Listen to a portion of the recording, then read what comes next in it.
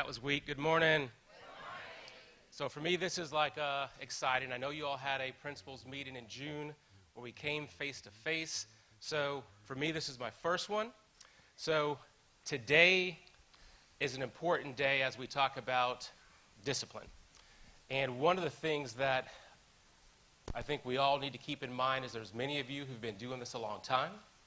And then there are many of you who are new this year, and some of you are freshly new as in yesterday. So first of all, just so we can kind of get a glimpse of that and a feel for that, if you are a new administrator, whether you were hired in May, June, maybe even April, if you're a new administrator altogether, go ahead and stand up.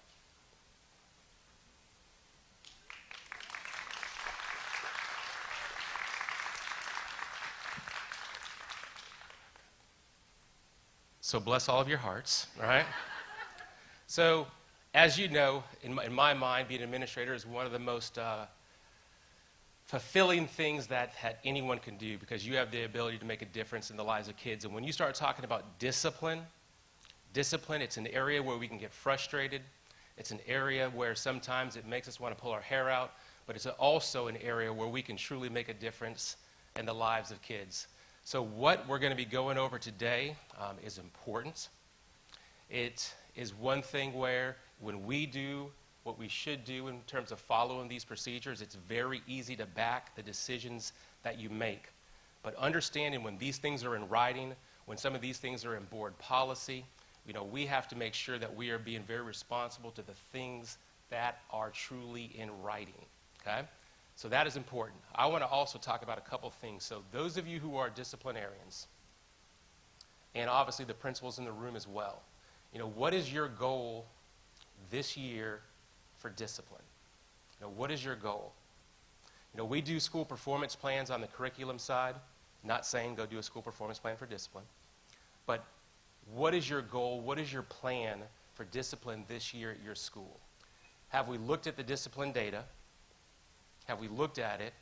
Who are our frequent flyers? What are our most occurring pieces where kids get in trouble? So what are we doing in those areas? One of the things that I want to encourage each of you to do on the proactive side, if we know who those kids are, do we place a phone call, maybe even before school starts, and say, hey, welcome to school, we're excited to have you back, or it's the start of the school year, and we know where these kids are, do we call them up and just simply say, hey, we're going to have a great school year? How can we be proactive with these students this year? One of the things that is different in law now is that we have to have a positive behavior support system. By law, we have to.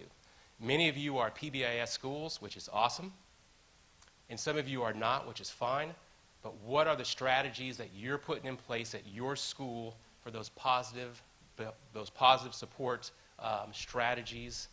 So what are we doing? So keeping that piece in mind, okay? There's also a big picture to discipline. As you know, every decision that we make has a cause and effect relationship. And again, when we follow things a certain way, it's very simple to hold students accountable, because that's what we want to do. We want good citizens in our classes. We want to hold students accountable. We want to support our teachers for the good work that they're doing, but we have to make sure that we're following the procedures, right? And the big picture is when we don't do those things, and then things ramp up to a certain level, that's when sometimes things can go wrong.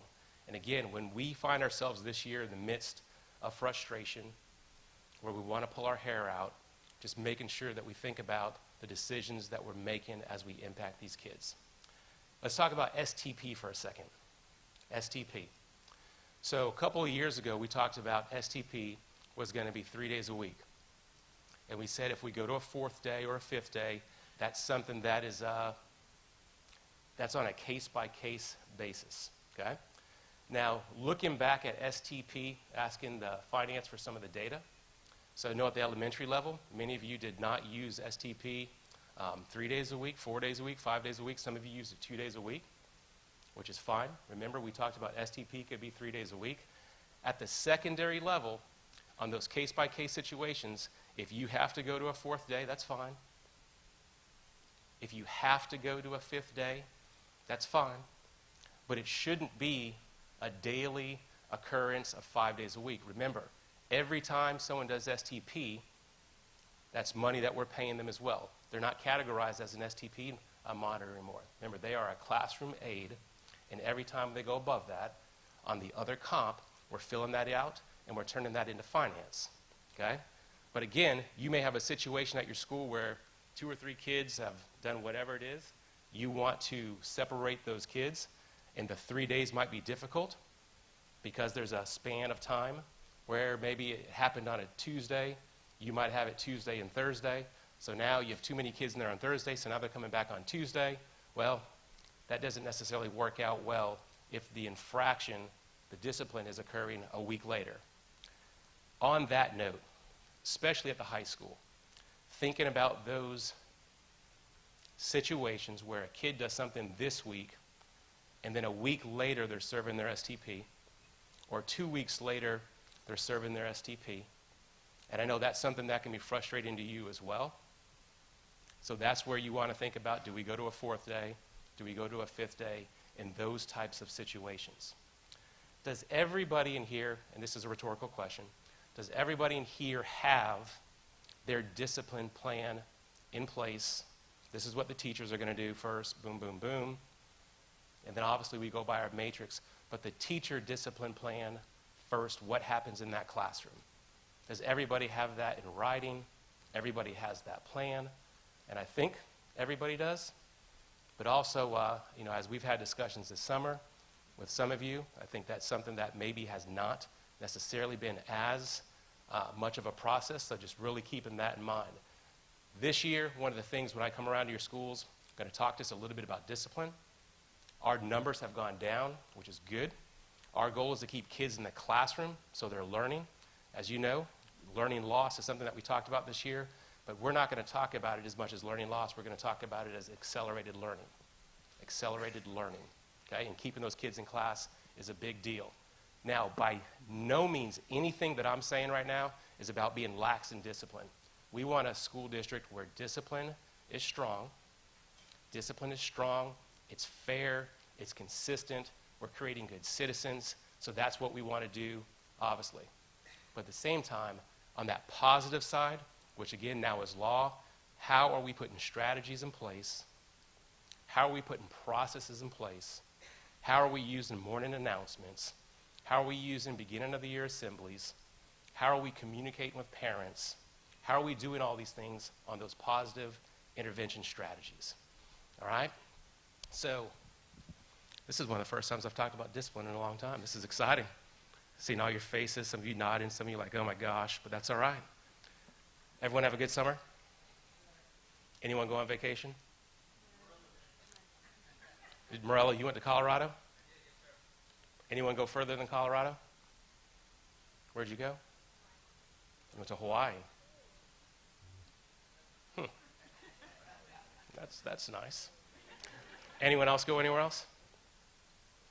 Yeah, where'd you go? Jamaica. You guys are living your best life. That's good. That's good. All right, we have a school board workshop this morning. You guys have an awesome day. Don't forget, next week we have, it's not the admin retreat. We're not having an admin retreat this year. Anyone know what it's called? There you go. Refuel is what we're going to be talking about. It's a leadership summit. Spolsky, he's getting the first giveaway. He just got that.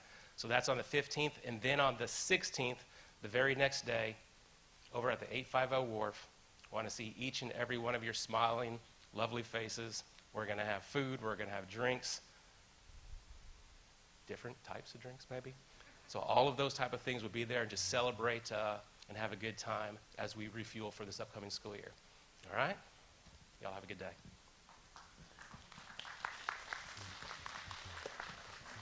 Thank you, Mr. Chambers. Good morning, everybody. I would like to start off this morning by giving out some huge kudos and thanks.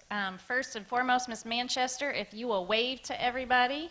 Everybody say hi to Ms. Manchester. She has worked tirelessly trying to get documents together for you that will be points of reference throughout the year next year, and We did put these binders together for you to have in your office so that when you have questions about discipline, you have this one little binder you can pull out, and there's anything and everything you could ever want, need, or imagine. I know for me, when something would happen and I'd think, what does school board policy say? And then I'd have to figure out how to get to the website, and then I'd have to pull it up. Now it's all in print. Anything that has to do with discipline, you can pull your binder down. It's right there. We'll do a quick walk through your binder. So I might have these memorized. In the first section are the student codes of conduct. So there's an elementary and a secondary. Schools who have both should have both. And while I say that, I'm going to give another kudo to Miss Ard, who helped me organize these binders. So if you're missing something, don't call attention to it here in front of my boss. Just send us a note and we'll make sure you get what you need. Some of you have another binder coming, but it got kind of late last night. So anyway, second section is the codes, and Miss Cherry put, because that's frequently used when you're coding your referrals, so it's the codes. She has it numerical, she has it alphabetical, and then there's a assessor reference sheet, which we'll talk about in a little bit. Your third section's pretty much your big, chunky discipline section. So within that, you'll find your discipline matrix, your bus discipline matrix, behavior agreements, stay away agreements, tobacco prevention information, a behavior reflection sheet, a policy on suspension, stay away, and then you've got the yellows are school board policies that we'll reference today, and then the peachy colored salmon stuff is state laws, state statutes that are referenced. In section number 4, that's alt placement expulsion documents. Section number 5 is bullying and harassment. So it's got the investigation documents, but it also has a copy of the school board policy regarding bullying and harassment. Section 6 is investigation related stuff. This is a section we hope to build on more, but basically there's the MIS form that student statements go on, but then we also put together a procedure. I know we have lots of new people that will be doing discipline this year, and when you do investigations and you do student interviews, it's one of the most important things that you'll be doing, and it's some of the best documentation we will have when things happen at our schools. So we're going to really work on having good procedures at our schools. Section number 7 is all things equity.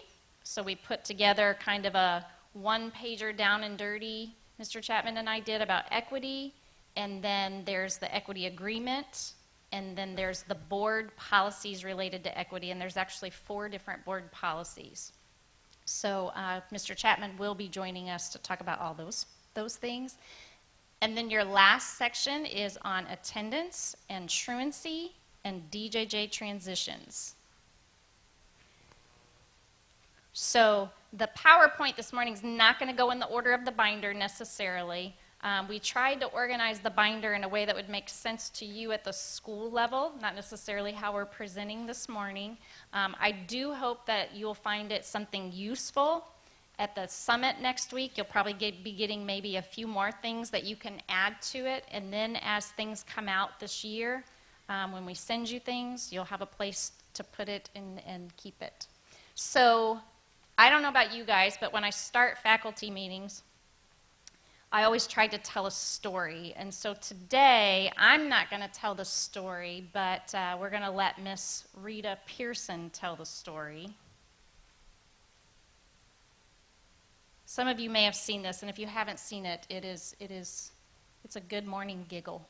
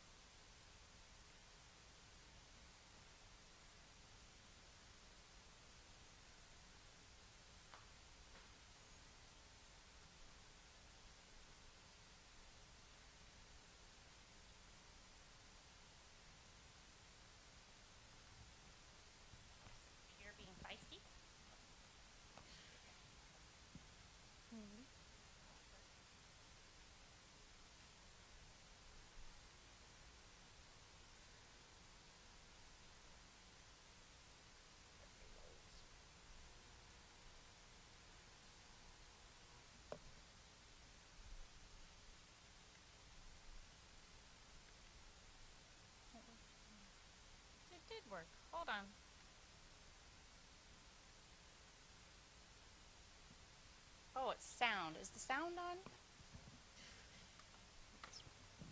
Sorry, guys.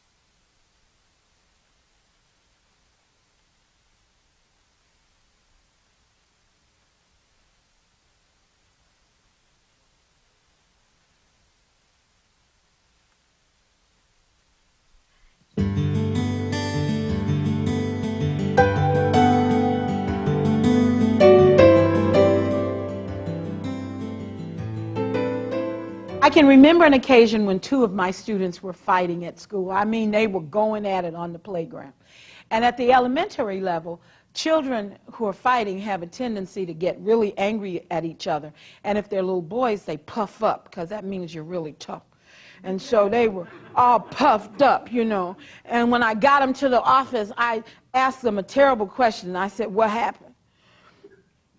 Well, they really huffed up then, and that's really probably the worst question you could ask, because when you ask what happened, you're never going to get an accurate story.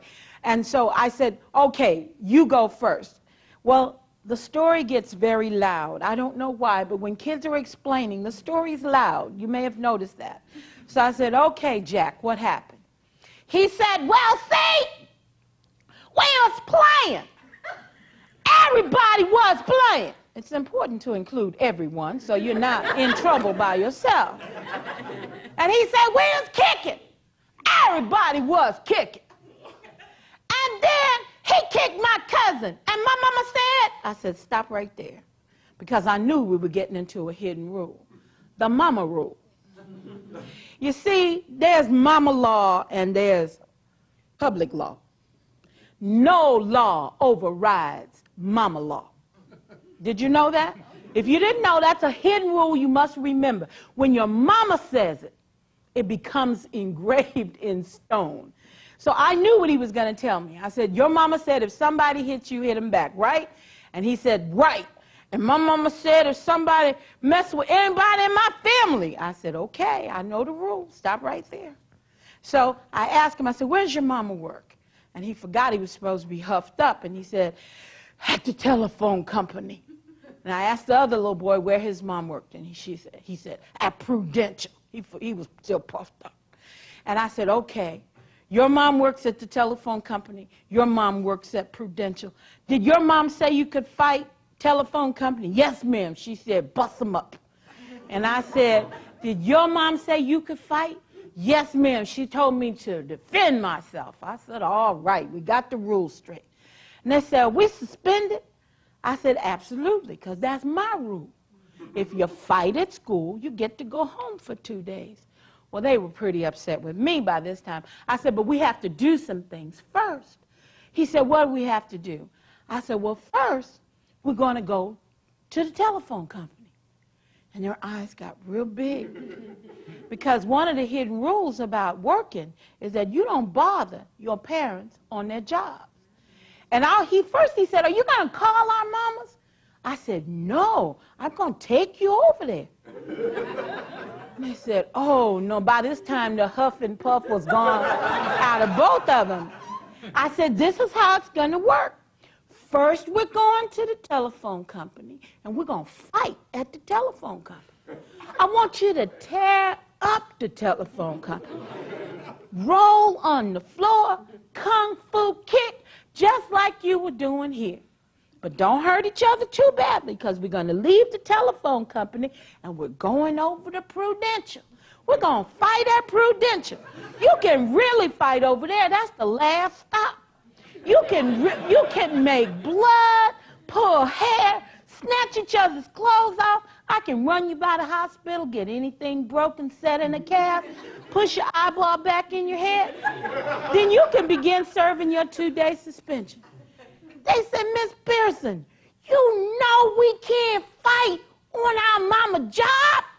I said, "Why not? Your mama made the rule. Let's go where your mama is." They said, "Oh, we're dead. We're not going to make it." And they just fired. I said, "Go sit on the blue seats outside my office while I call your parents. Tell them we're on our way. Get some boxing strategy in place so you'll know how you're going to fight once we get there." Oh, they were so sad. They just drug out of there. Well, first of all, you know I wasn't going to take those kids to their parents. But it was the first time I used a strategy that I've never used before, but I've used a lot since, and it has never failed me. When I called each parent, what I said was, I respect the rules you make for your children at home. You see, there's been a misconception that people who have children don't always make the right decisions about their kids. You see, parents make decisions for their children based on what they know, what they feel will make them safe. And it is not our place to say what they do is wrong. It's our place to say maybe we can add a set of rules that they don't know about. So I began both conversations by saying how much I respected their decisions that they were making for their children, and would they help me. I said, I know you made rules for home, and I promise not to interfere with those, but I need some help. I have 1,200 children in this building, and I have to keep all of them safe. And if everybody fought because their mom said they could, all the children here would be in trouble or hurt. Will you help me? I have never had a parent to tell me no. And I believe it's because I preface it by saying, I respect the rules you've made. And what I give the kids, in addition to their parents, is an opportunity to develop a second set of rules. Many times, to explain this point even further, I've asked parents, would you go on your job and punch a coworker because they disagreed with you? And of course, most of them said, no way. And I asked why, and they said, we'd lose our jobs. And I said, and I want kids to understand that the same concepts apply on their job, which is school. So we need to learn different ways of handling conflict, because fighting is not always an option. Two sets of rules, one set of rules for home, another set of rules for school.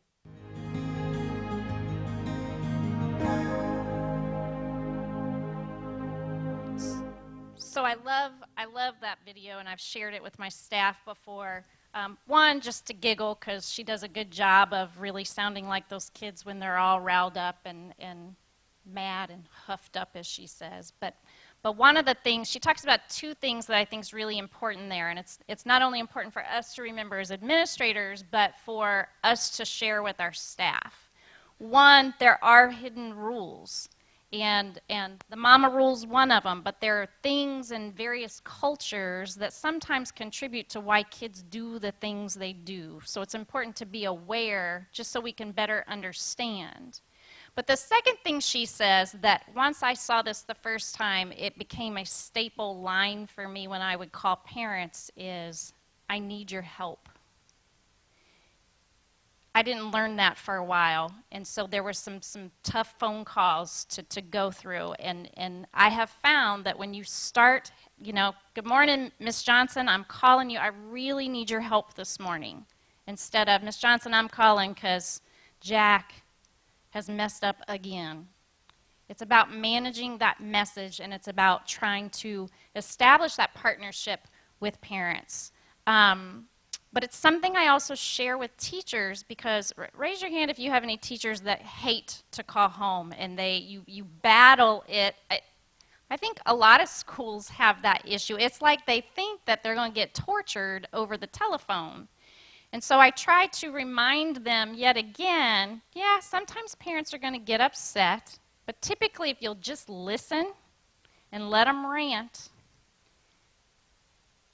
I hear you and I understand you, but I need some help, because here at school, I got to keep everybody safe. And then go from there. But managing your message, but also teaching your teachers to do the same.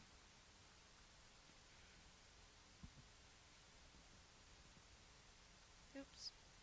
Okay, so here's another slide I like to share with my teachers.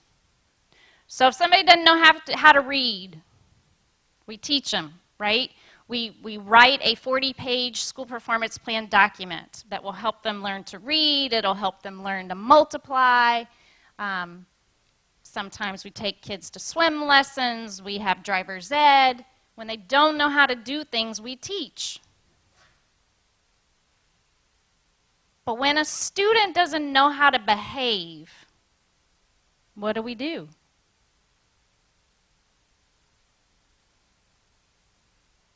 Do we teach? Or do we punish? Just a thought.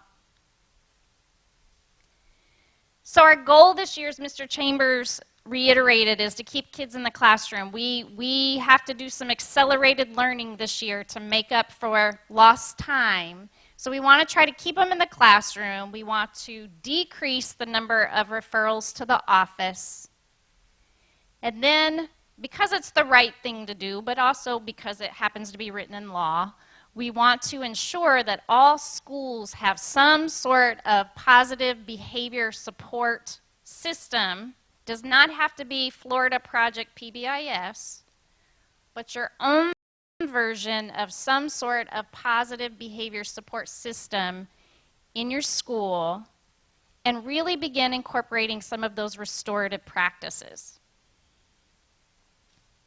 So one of the things, so I'll just tell y'all because y'all are my friends, moving to the district, I've learned a lot. And one of the things I have learned is when you've got to do something like this, Mr. Chambers is going to know all about what you're doing. And you got to go through every last little bit. And so Brian and I had worked, we'd put some stuff together, felt good about it, get called to the big man's office, sit down. So one of the first questions he asked me is, well, how are we going to be proactive this year? That wasn't something Brian and I had really talked about, so we went back to the drawing board. But it is something I want to spend just a minute talking about. I think there's a misconception about what PBIS is, and I think people equate that with not punishing kids, and that's not at all what PBIS is. PBIS is separate from consequences, because there are consequences to our actions. And again, like Mr. Chambers said, we want to hold kids accountable, but it's never going to get better if we're not doing the other side of that, if we're not teaching them, if we're not teaching them how we want them to act. Because remember, some of these kids come to school, and at home, every other word they hear might be the F-bomb. At home, one of the things I learned, they yell at each other because they're competing for attention. So whoever's the loudest is the one that's going to get heard. At home, they may see people hitting each other. Kids learn behaviors. And so what's modeled for them at home and what's modeled for them by us, by their teachers, it all matters because kids are watching us all the time, even when we don't realize it. And so PBIS is about teaching kids what you want them to do. They're like little puppies. When you get a new puppy, you got to housebreak them, right? So you don't want them peeing in the floor, so you take them outside, they go potty, you bring them back in, you give them a treat. They might have an accident, but you take them outside and you keep doing that. And then eventually what happens is you might have a little dog like mine who then does not have to go to the bathroom but goes to the door to go outside because he just wants the treat when he comes back inside. Kids are the exact same way. If we can recognize them for doing the right thing, they will continue to do it, and that's the goal. So don't get hung up in the, why do we have to reward them for doing what they're supposed to do anyway? They may not know that's what they're supposed to do. They may have never been taught that before. And as educators, that's our job, is to help them learn how we need them to behave. And so that's what PBIS is all about. It's the proactive part. Discipline and consequences is the reactive part. So what you can do on the front end, the very best thing you can do is if you sit here and you think, okay, at my school, every teacher has a different set of rules that they have in their room. That's confusing to kids. But if you as a school come up with, and some schools do 4, some do 5 if you're a PBIS school, 4 or 5 things that you expect every kid to do at all times. You expect every adult to do at all times. At MEGS, it was be safe, be respectful, be responsible, and own your actions. That's what we preached. And when kids do it, you talk about it. And when they don't do it, you ask them, which expectation are you not meeting? Instead of saying, don't run, don't talk back, you say, walk, please. Be respectful. It becomes ingrained in what they do, and that's what PBIS is all about. And then you're looking at your data. Again, something Mr. Chambers referenced. You're looking at your data. Where are our problem spots? Is it really just during unstructured time? And if we find the vast majority of our referrals are during unstructured time, then how can we add some structure to it to prevent that? Raise your hand if you have those 2 or 3 teachers that produce the vast majority of your referrals. We all have them. So what do our conversations with those teachers sound like? Are we talking to them about classroom management? Are we taking them on instructional rounds to see good classroom management practices? I know at one point Sharon Duran had a PD in the district on Domain 2. And I had several teachers that went to that, said it was fantastic. But something that we need to address, and again, when you're addressing the classroom management issue, you're being proactive. So when the big man comes to visit you, just know he's going to ask, how are you being proactive? So some other things we want to do this year. So I know we have some problem spots. If you are a school that has a behavior-focused unit, that can either rule your day, okay, or you can problem solve and you can try to come up with some things to tweak and keep tweaking.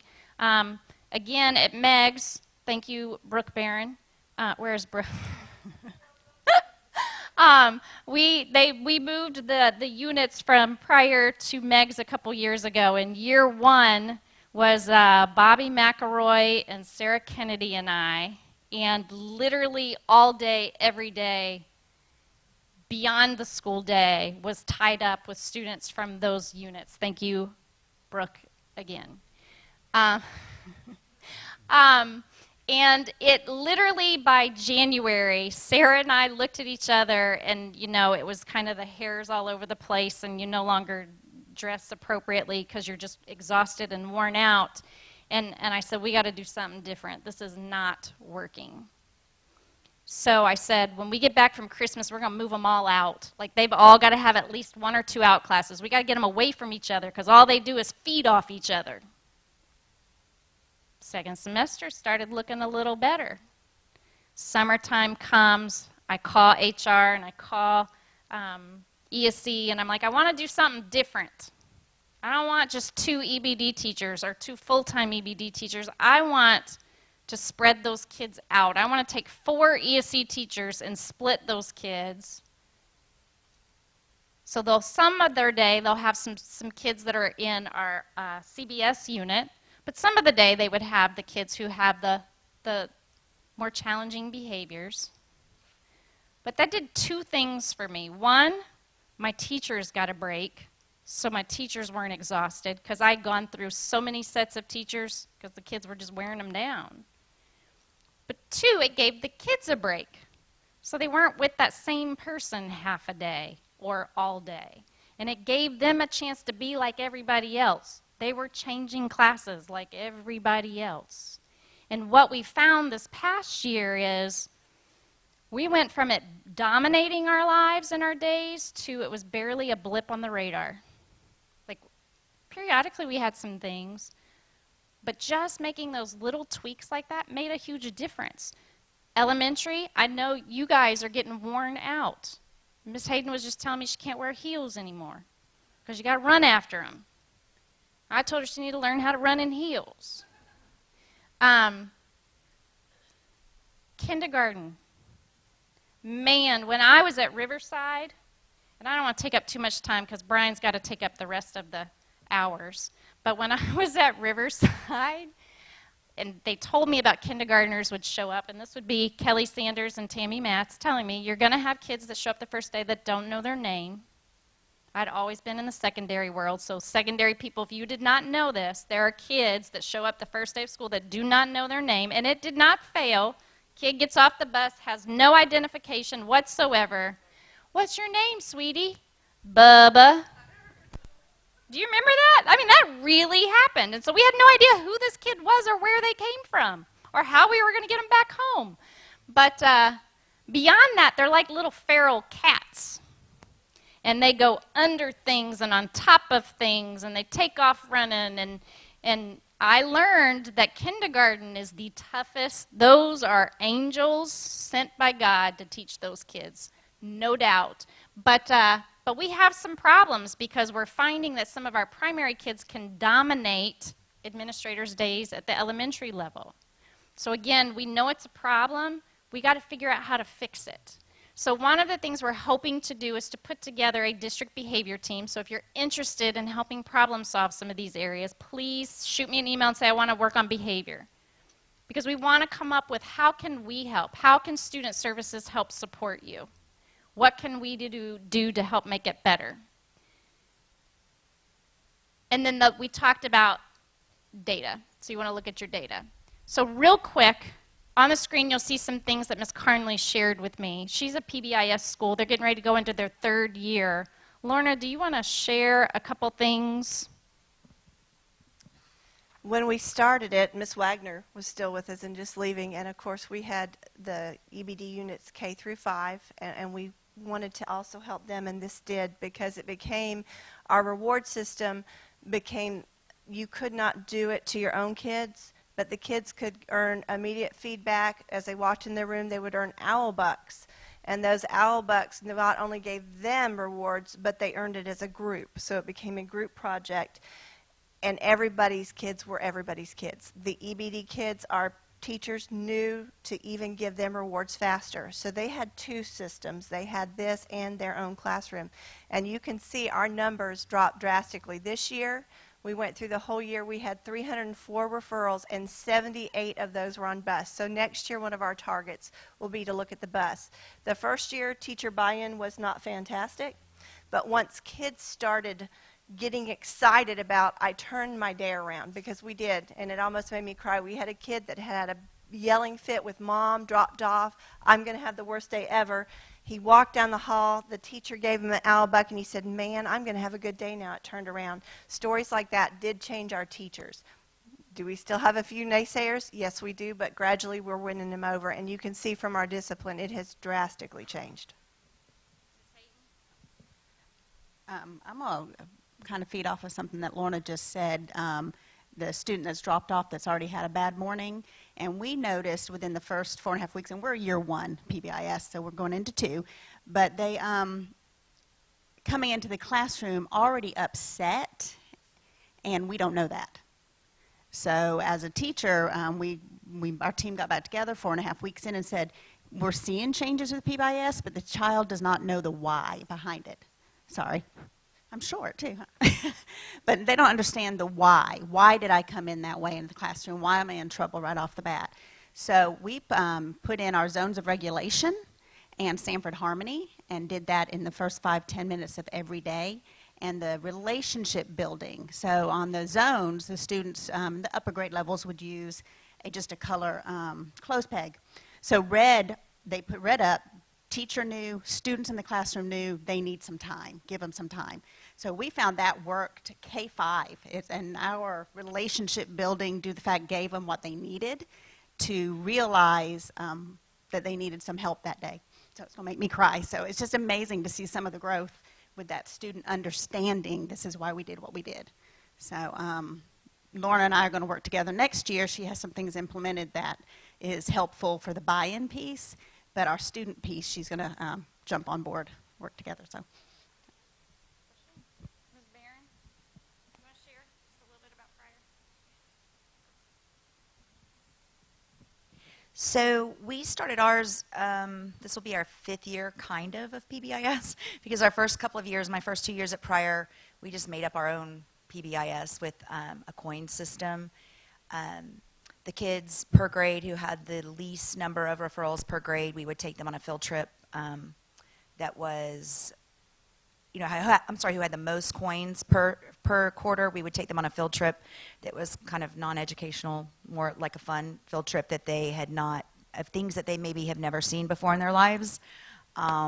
like an ice cream store with 30-something flavors, or going to the Gulfarium, or, which I guess that's kind of educational, but we found out there was like a black market for the coins.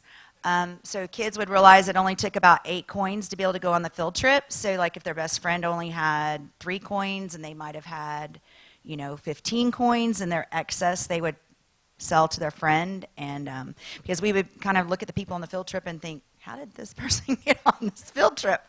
But we finally figured that out. And so then about 3 years ago, we went to the state-based PBIS system. I think we were one of the first schools to do that. And we've seen a drastic decrease in our referrals last year, and we only measured it the first 3 quarters compared to, from the year before compared to last year's first 3 quarters, because we know we didn't have school last quarter.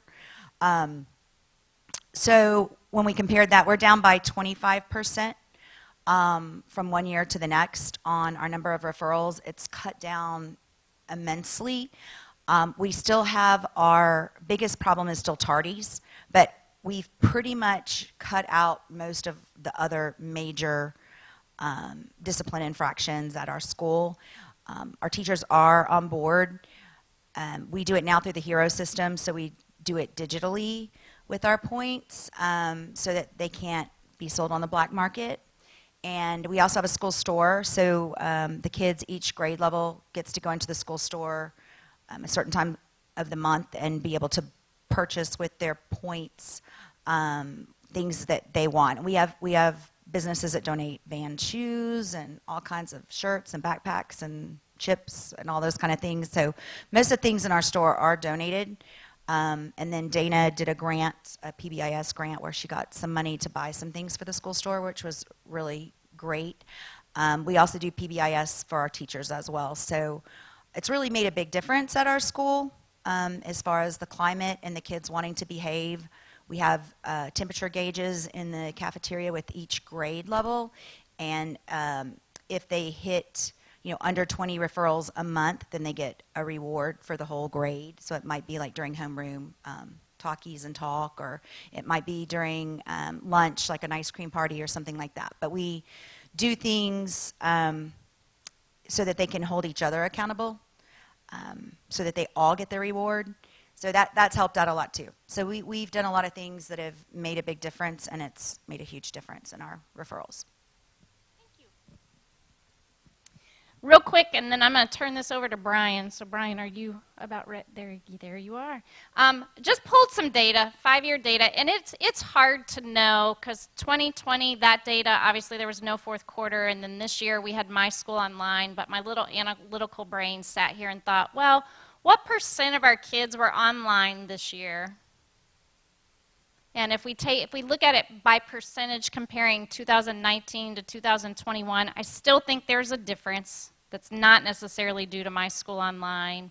And I think it is due to the schools who are trying to become more and more proactive. So Monday we meet with the regional coordinator for the state project. I know some of you are wanting to come on board this year. You have not heard back from me because the state coordinator, they keep the training information in a lock and safe, and you can't get to any of that until you have this meeting. But we have that meeting on Monday, so there will be more information on training to come. And at this time, so I know all you guys know, Brian Humphrey is one of the smartest people I know. When it comes to discipline and policies and procedures, he knows it inside and out. He doesn't even have to look it up. But he has always been so helpful to me as an administrator. Whenever there was a sticky situation, I usually would call Brian. Now, I think he thought it was because I knew he was really smart, but really it was because if I was going to go down, he was going to go down with me. That's right. That's right. But anyway, Brian is gonna educate you all up, school you up on discipline. Thank you, Tracy. So for those that don't know who I am, my name is Brian Humphrey. I work in the Office of Athletics and Discipline. So for those of you, can you hear me? It's making a funny noise to me. But so as far as discipline goes, if you're handling discipline at your school, the discipline at your school is a top priority for our office. So if there's any way that we can help you don't hesitate to call. Miss Manchester is usually there by the phone. If you can't get her, you can call me on my cell phone. If you have an urgent disciplinary situation that may involve an alt placement or anything with law enforcement or something that's pretty major, you can always text me. And if you shoot me a text and say that you have a discipline matter, I'll call you back within the next 2 or 3 minutes. Okay? Because I get it. When you're on campus and something is brought to your attention, you're under the clock. You've got like a couple of hours to get statements, make sure you're going on the right path. It's not something typically we can kick down the road for a couple of days. So you being under the gun is a priority for our office. So don't hesitate to call. Even if you've done this for many, many years and you kind of know what you're doing, if you're a little hesitant, just call and we'll review it over the phone, and I can get back with you within minutes. So for the discipline responsibilities, there's 2 aspects up here that are that outline what a disciplinary at the school is responsible for. And those 2 things are the safety of the school and then the learning environment. So if there's a message that I would like to see you take back to your school when you have your faculty meetings with your teachers, is to let them know that if you follow the procedures that we're going to go over here today, that we're going to back you 100% when it comes to these 2 components. We don't want your school to be disruptive and not safe, and so that's when you would intervene with discipline action. So let your teachers know that our job is we want to back you 110%, and we want to back the teacher 110%, okay? I would say that over the thousands of phone calls I've had over the last few years, we've always backed when we can. I have seen some incidences where we were not able to back somebody, but it's because we were kind of like going down the road together and somebody went off-road. And at that point, we have to let you be off-road by yourself. All right?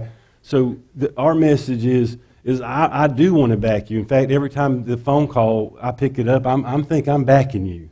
And then we get into the details, okay? I will share a story with you real quick.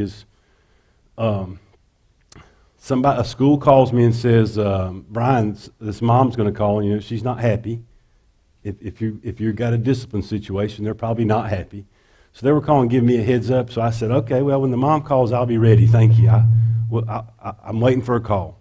And no sooner I hung up, the mom calls. And sure enough, and so I went ahead and let her know, I'm familiar with this. Your son left class without permission.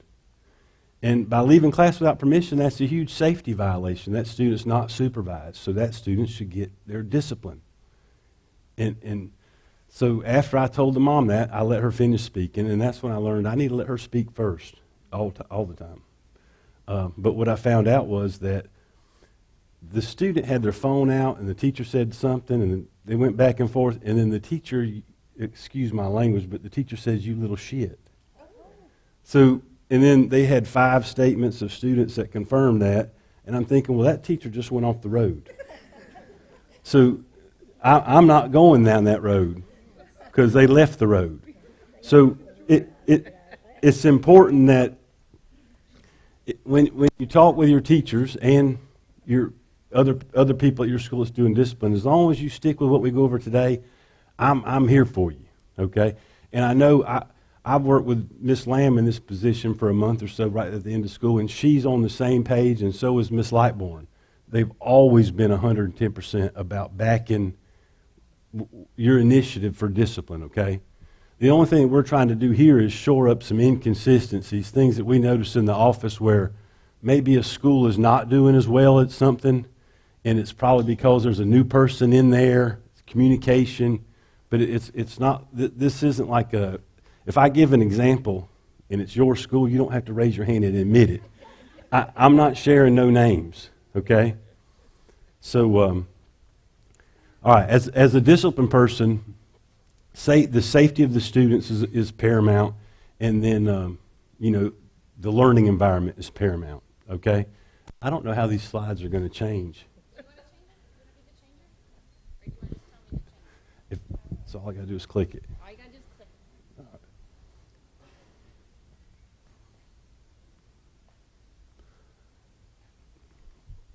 All right. So there's a couple of resources that all discipline people need to make themselves familiar with. One of them is the Student Code of Conduct. It has just been approved by the school board just a month or so ago. So what the copy you have should be the upcoming school year Student Code of Conduct. These are the expected behaviors that we expect all of our students to be aware of. If you're new to discipline or not, it would be a good thing just to review it. Just kind of scan over it and get your brain going on what's the expected behaviors. All right. This due process is on the first page of the Student Code of Conduct. Due process is a civil right that we give all individuals. And what I see with the due process is, and I get it, there's some people at your school that's handling discipline, and you may have 30 and 40 referrals a day. You take a day off and come back, you got those 40 plus another 40. All right? But if the discipline consequence is going to be serious in nature, meaning that it might lead to an alternative placement or an expulsion or multiple days of out-of-school suspension, it's real important that we've given due process. If a kid's running in the hall and you ask him to slow down, that's just a verbal warning. We don't have to bring that kid in and have him write a statement while he was running because it's a kind of a minor thing. But if it's going to be elevated a little bit, due process is real important, and what that is you have to tell the student what they're facing and let them make a statement as to what their reasoning behind that is. And a written student statement does that for you. Now, if you're involved in a fairly serious incident and law enforcement's involved, oftentimes I'll be on the phone and I'll say, all right, did y'all get statements? And it's very common for the answer to be no. And then the response is, I don't have written statements, but the SRO is there and his body cam's on. All right, so you have to realize that if you're going to give school discipline, you're the school disciplinarian, you have to give due process. Law enforcement's on the side. Now, whether law enforcement takes action or not, they have to do their due process to determine whether they take action, but you can't be over here and use his due process. So it's extremely important to use the SRO as a resource that they're wonderful to have on campus. I mean, they're amazing to have on campus.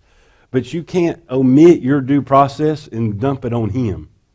So it's important. You have to get that student statement, have them write it out. And I'll end up jumping around a little bit here, but on writing out a statement, many of our students, they don't write well. So the first time they write a statement and you look at it, I've seen them. It's horrible, especially like boys. They skip words. And then they think, well, you know what I meant. You know what I meant. And I'm like, no. So you always have to kind of grade the statement and give it back to them. I always like to think you have to give them that statement at least 3 times. And kind of so do a little bit better on that, or do a little bit better. So due process is something that we are going to do for every discipline event, especially if it is serious in nature where it's going to be an out-of-school suspension or greater. I would make sure I've done that every time, okay? And if there is something, I'm hitting the button. Did I hit it to me? So if I do go over something and you're not clear on it, or you've dealt with a discipline issue at your school before and you're not real clear on it, you can always ask. I mean, that's what I'm here for. So, all right. I would say I stayed up and read these slides, but I didn't. So that's why I'm having to look. All right. All right, so this is following up on due process. When we're doing an investigation, you want to make sure that you get student statements, and obviously whenever you're getting student statements, it's always important to ask very broad questions, like who else could have seen this? That can get you a list of witnesses. We can only discipline what we can prove in statements. If you got no statement, you got no discipline, okay? It's simple factual stuff. You go get your statements, you lay them out, and we see what we got. You can always call, we'll talk about it if you're vague on something. But if you've got one student who admits doing something, and then he's telling on this student, but then you go get his statement, and he said he did it, and you've got no other witnesses, then what do you got? You got nothing. As much as you hate it, and you know in your mind one of these is guilty, and you think it's him, it doesn't matter. You have to let it go. We can only do discipline on what we can prove in a statement. And we're relying on sometimes 12 and 13, 14-year-old boys to write the statement. And that's where you have to kind of become an English teacher for a few minutes and give it back to make sure that they're clear on it. Like on some of the expulsion statements that we'll get, the student will have possession of a controlled substance, and they'll write in their statement, I gave it to him. Well, I need to know what it is, and then I need to know who him is. And then when did you give it to him? And you can't assume anything in their statements. You have to make sure, you have to give it back to them and say, take all these pronouns out and put exactly who. Okay? So it does take a little bit of work. All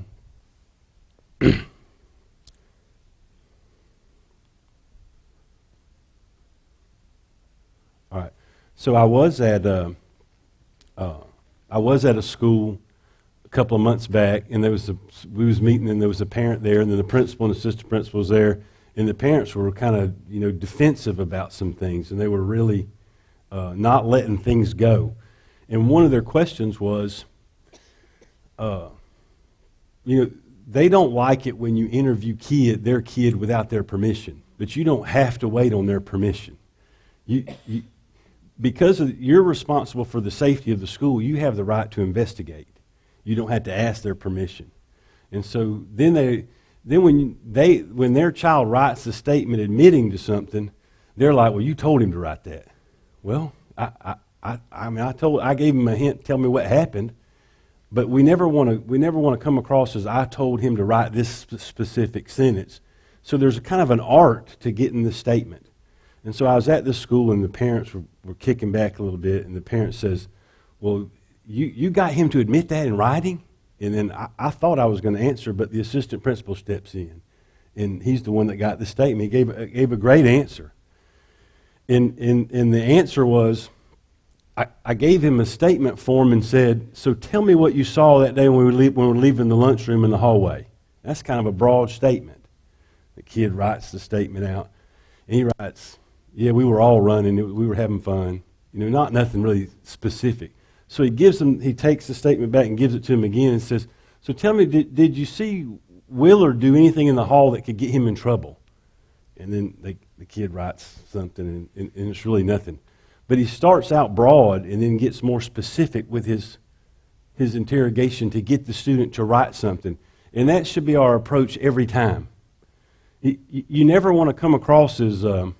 we want him to tell what he knows, but you never want that kid to come across and go, well, that's not really what happened, but he told me to write it.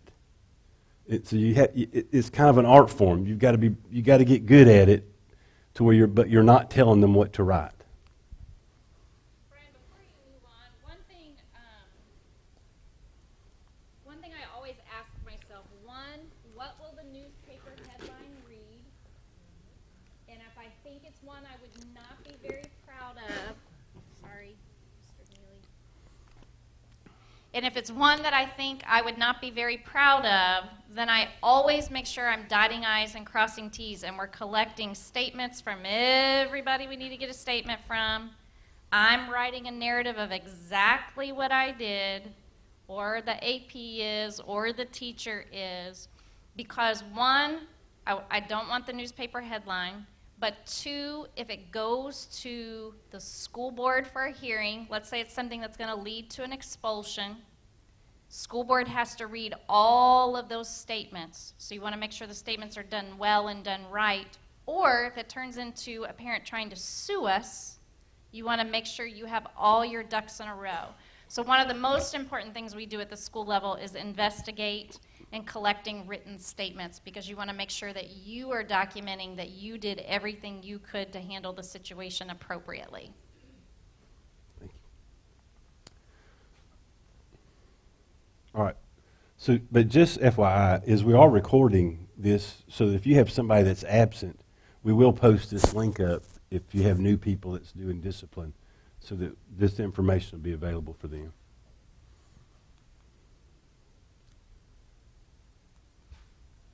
Oh, am I not doing this right?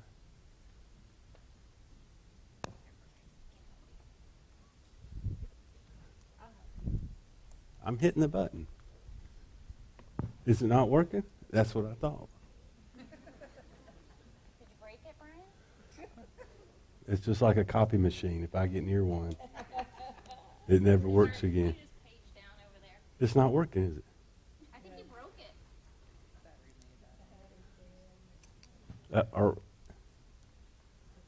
All right. So, anytime that there's an incident and you've got a student statement, you can confirm that incident. And if it's not acceptable behavior, we have to give a consequence. Even if that consequence is a verbal warning, I'm okay with that. Every student's on what we call progressive discipline. If it's their first offense, they may get something different. If it's their 8th offense, hopefully they are getting something different. So technically, you can have an incident at school that involves 3 kids and they all get something different, because he's on his first referral, he's on his last step of a contract, and he's on his 3rd referral. So a consequence can be any of these. The most common consequences are out-of-school suspension and STP. And at your school, you can have a timeout or a detention, but that would be something that you'd have to think about and set up and make that work at your school. I know there's schools that have had detention in the morning, detention in the afternoon. I've even seen schools that had like a 20-minute detention and then a 40-minute detention for other kids. So it was like 2 different phases of detention. So you're never discouraged, and actually you are encouraged to create consequences at your school that you could use that are in the neighborhood of detention or timeout. If you do use a timeout, that's a different code, because there's a timeout code. So you would not want to code that as STP. Even if you use your STP as a timeout, you would still code that as a time, if they're only in there for like an hour. Hang on, Brian. That's really important to know, because a lot of you do use your STP monitor to put maybe a student in timeout for an hour or 15 minutes or 30 minutes. It is really important that you're coding that as timeout and not STP. I want you to realize that every time a student is in STP, in-school suspension, is really technically what it is reported to the state. The state looks at in-school suspension and out-of-school suspension basically the same. So they don't want to see those numbers up. So if we're inflating them by saying this kid's in school suspension or quote-unquote STP, then that's not helping our cause, okay? So that's really important. I know at the elementary level, we sometimes will have a kid come sit in the office for 15 minutes or 30 minutes. It's really important that we don't code that STP. That's Okay. exactly right. And a lot of people, or a lot of schools, call Miss Manchester, and because she's real experienced in coding, and so you can always call if you've got a question about how should we code something. That's important. That you can't overlook the importance of making sure we got the code right, because we never want to over-report or under-report. We want to be truthful, accurate. Okay, so Saturday school's an option. STP's an option, just like Mr. Chambers was talking about earlier. So on STP,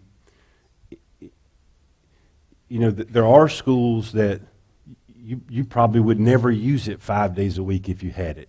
And it's been like that for years, as far back as I can remember. If you're only going to use STP for a day or two each week, that's fine. But there are schools that probably could use it 4 or 5 days a week. I don't know what your plans are, what your thoughts are, but what I would do is I would offer that if you are having a STP monitor, and the STP monitor is going to be given the responsibilities of the behavior modules, or even that attendance truancy component that we've talked about in years past that the STP monitor has, if that's what your plan is as an administrator at your school, if you'll shoot me an email before school starts, we will conduct an STP monitor training, and we'll pull them all in one site like the first couple of days of school. Hopefully you don't have somebody in STP on the first day, maybe the second, but not the first. So we will try to plan a training. What I don't want to do is require them to come to a training and none of the things that we go over is their responsibility. That would just be a waste of their time and mine. So if you've not made up your mind where you're going with STP, just think about it and then shoot me an email. Let me know if you feel like you want an STP monitor and you want to involve those behavior modules and that mentor component that's in that. Because we have a training packet. I could easily set one up. It would take about an hour and a half. Okay? So STP is an option. In the model form that we have had in the past, the way STP would work is the STP monitor would have those behavior modules. The student would come in and do a behavior module and talk about better options and better choices and not to react and use violence or whatever got them in there. And at the same time, that student would also be able to do their academic coursework where we would send something to the teachers and have their work sent to the STP room. And then another component of STP, and I know Patrick will get up and talk about the truancy piece, is that for students who are grade ages 6 to 16, it's a big deal. They have to be in school, and that's called truancy. It's against the law for an 8-year-old to sit at home and not be in school. And honestly, if an 8-year-old's sitting home at school, it's probably not his fault. So we do have a truancy component, and we have taken names to Judge Ketchel over the years and enforced truancy. And we've initiated that through the STP program because we have something set up in PAWS where if you've got 5 absences in a calendar month, we can send you to the magistrate. And then the judge can start to intervene on the 5th day in a calendar month. You know, typically we had that 90-day rolling window thing. And what we were finding out was we were sending kids to the judge who's missed 17 or 18 days, but that was their first notification. So we can send them as early as 5. And if you set that up through the STP program, there's a way we can do that. Okay. So. Hang on one second, Brian. I'm sorry. I All told you I'd be jumping in. No, you're good. I want you guys to think about STP this year and how we use it and using it appropriately. Because as I said, it does count as an in-school suspension. So that's where we seem to have our highest area of consequences in STP. So it's something to think about, something to look at. That's why we're always talking about being proactive and using some level of PBIS. Now, I think Brian and Tracy have been very nice, but I shared with the principals at the last principals meeting that if you choose not to go into the state level of PBIS, which is fine, there's no pressure either way, but then you do need to create your own PBIS program. And then that plan will need to be turned in to Tracy, okay? So that we can all review and make sure that the components are appropriate, et cetera. The PBIS plan through the state, of course, is all set up for you. You take it and you implement. So either way, those are things that you need to do. I want elementary and middle and high to think about your transition years. So where we see some of our greatest STP and just discipline overall is kindergarten sixth, and ninth. And I've been preaching this for, you guys know, as long as I've been at the district. So we have to start thinking about what are we doing differently in those grade levels. Do we really think a 5-year-old who's acting out in the classroom is getting anything out of sitting in STP with the STP monitor that maybe now they're one-on-one with, and that may be a better situation for them anyway? No. So it's not changing the behavior. So what can we do to change those behaviors? So key grade levels, again, kindergarten, 6th, and 9th, and it's always the transition. Is it more freedom, and they don't know how to handle it? Do we need to have some kind of something in place? I don't have the answers. I'm not telling you I have the answers because I've been preaching it for a long time. If I had the answers, I would have given them to everybody. But as collectively, that's why Tracy said we want a behavior team to come together of administrators to work on this. How can we help those transition years? Because that's where we see our greatest amount of discipline occurring. Now, this year, what have we been preaching in your SPP? Learning loss, how do we, and if any of you interviewed, you know that was one of the questions during the interviews. Every time was learning loss, how do we accelerate the learning? Well, we're not going to accelerate the learning by them not being in the classroom. That's not going to help. So that's really what our goal is to alleviate the behaviors before they begin so that we have them in the classroom so that we can teach them this year. That's a big deal. So you can put all the plans you want together in your SPP about accelerating learning, but if half your kids are sitting in the office waiting to see one of your administrators for an hour because they had jeans on that had a hole right here, is that effective? So I want you guys to think about those things. And I know we'll get to dress code, and I will have my little piece there too. But I want you guys to think about transition years. Yeah, you're back there laughing, Morello, I know. So think about those transition years. Think about kindergarten especially. How do we get those babies who's never been in a structured setting to understand what we need them to do? And I do agree, kindergarten teachers are amazing what from day one to really by mid-year, what they're able to do. However, some of those babies need a little bit more because they've just never been told, sit down. Never been told, we're going to make you come in, sit for 7.5 hours and color in the lines. Hello. I mean, it's not happening at home. You guys know that. They're given a device most of the time to keep them out of other people's hair. Okay, so let's be thinking about those things. Let's get creative. Let's figure out how to be proactive. That's really the whole thing this year with discipline is how do we stop the behavior before the behaviors happen? Okay? Can I share something else on Absolutely. Something else that we did with our STP monitor is that she has to serve with our PBIS team.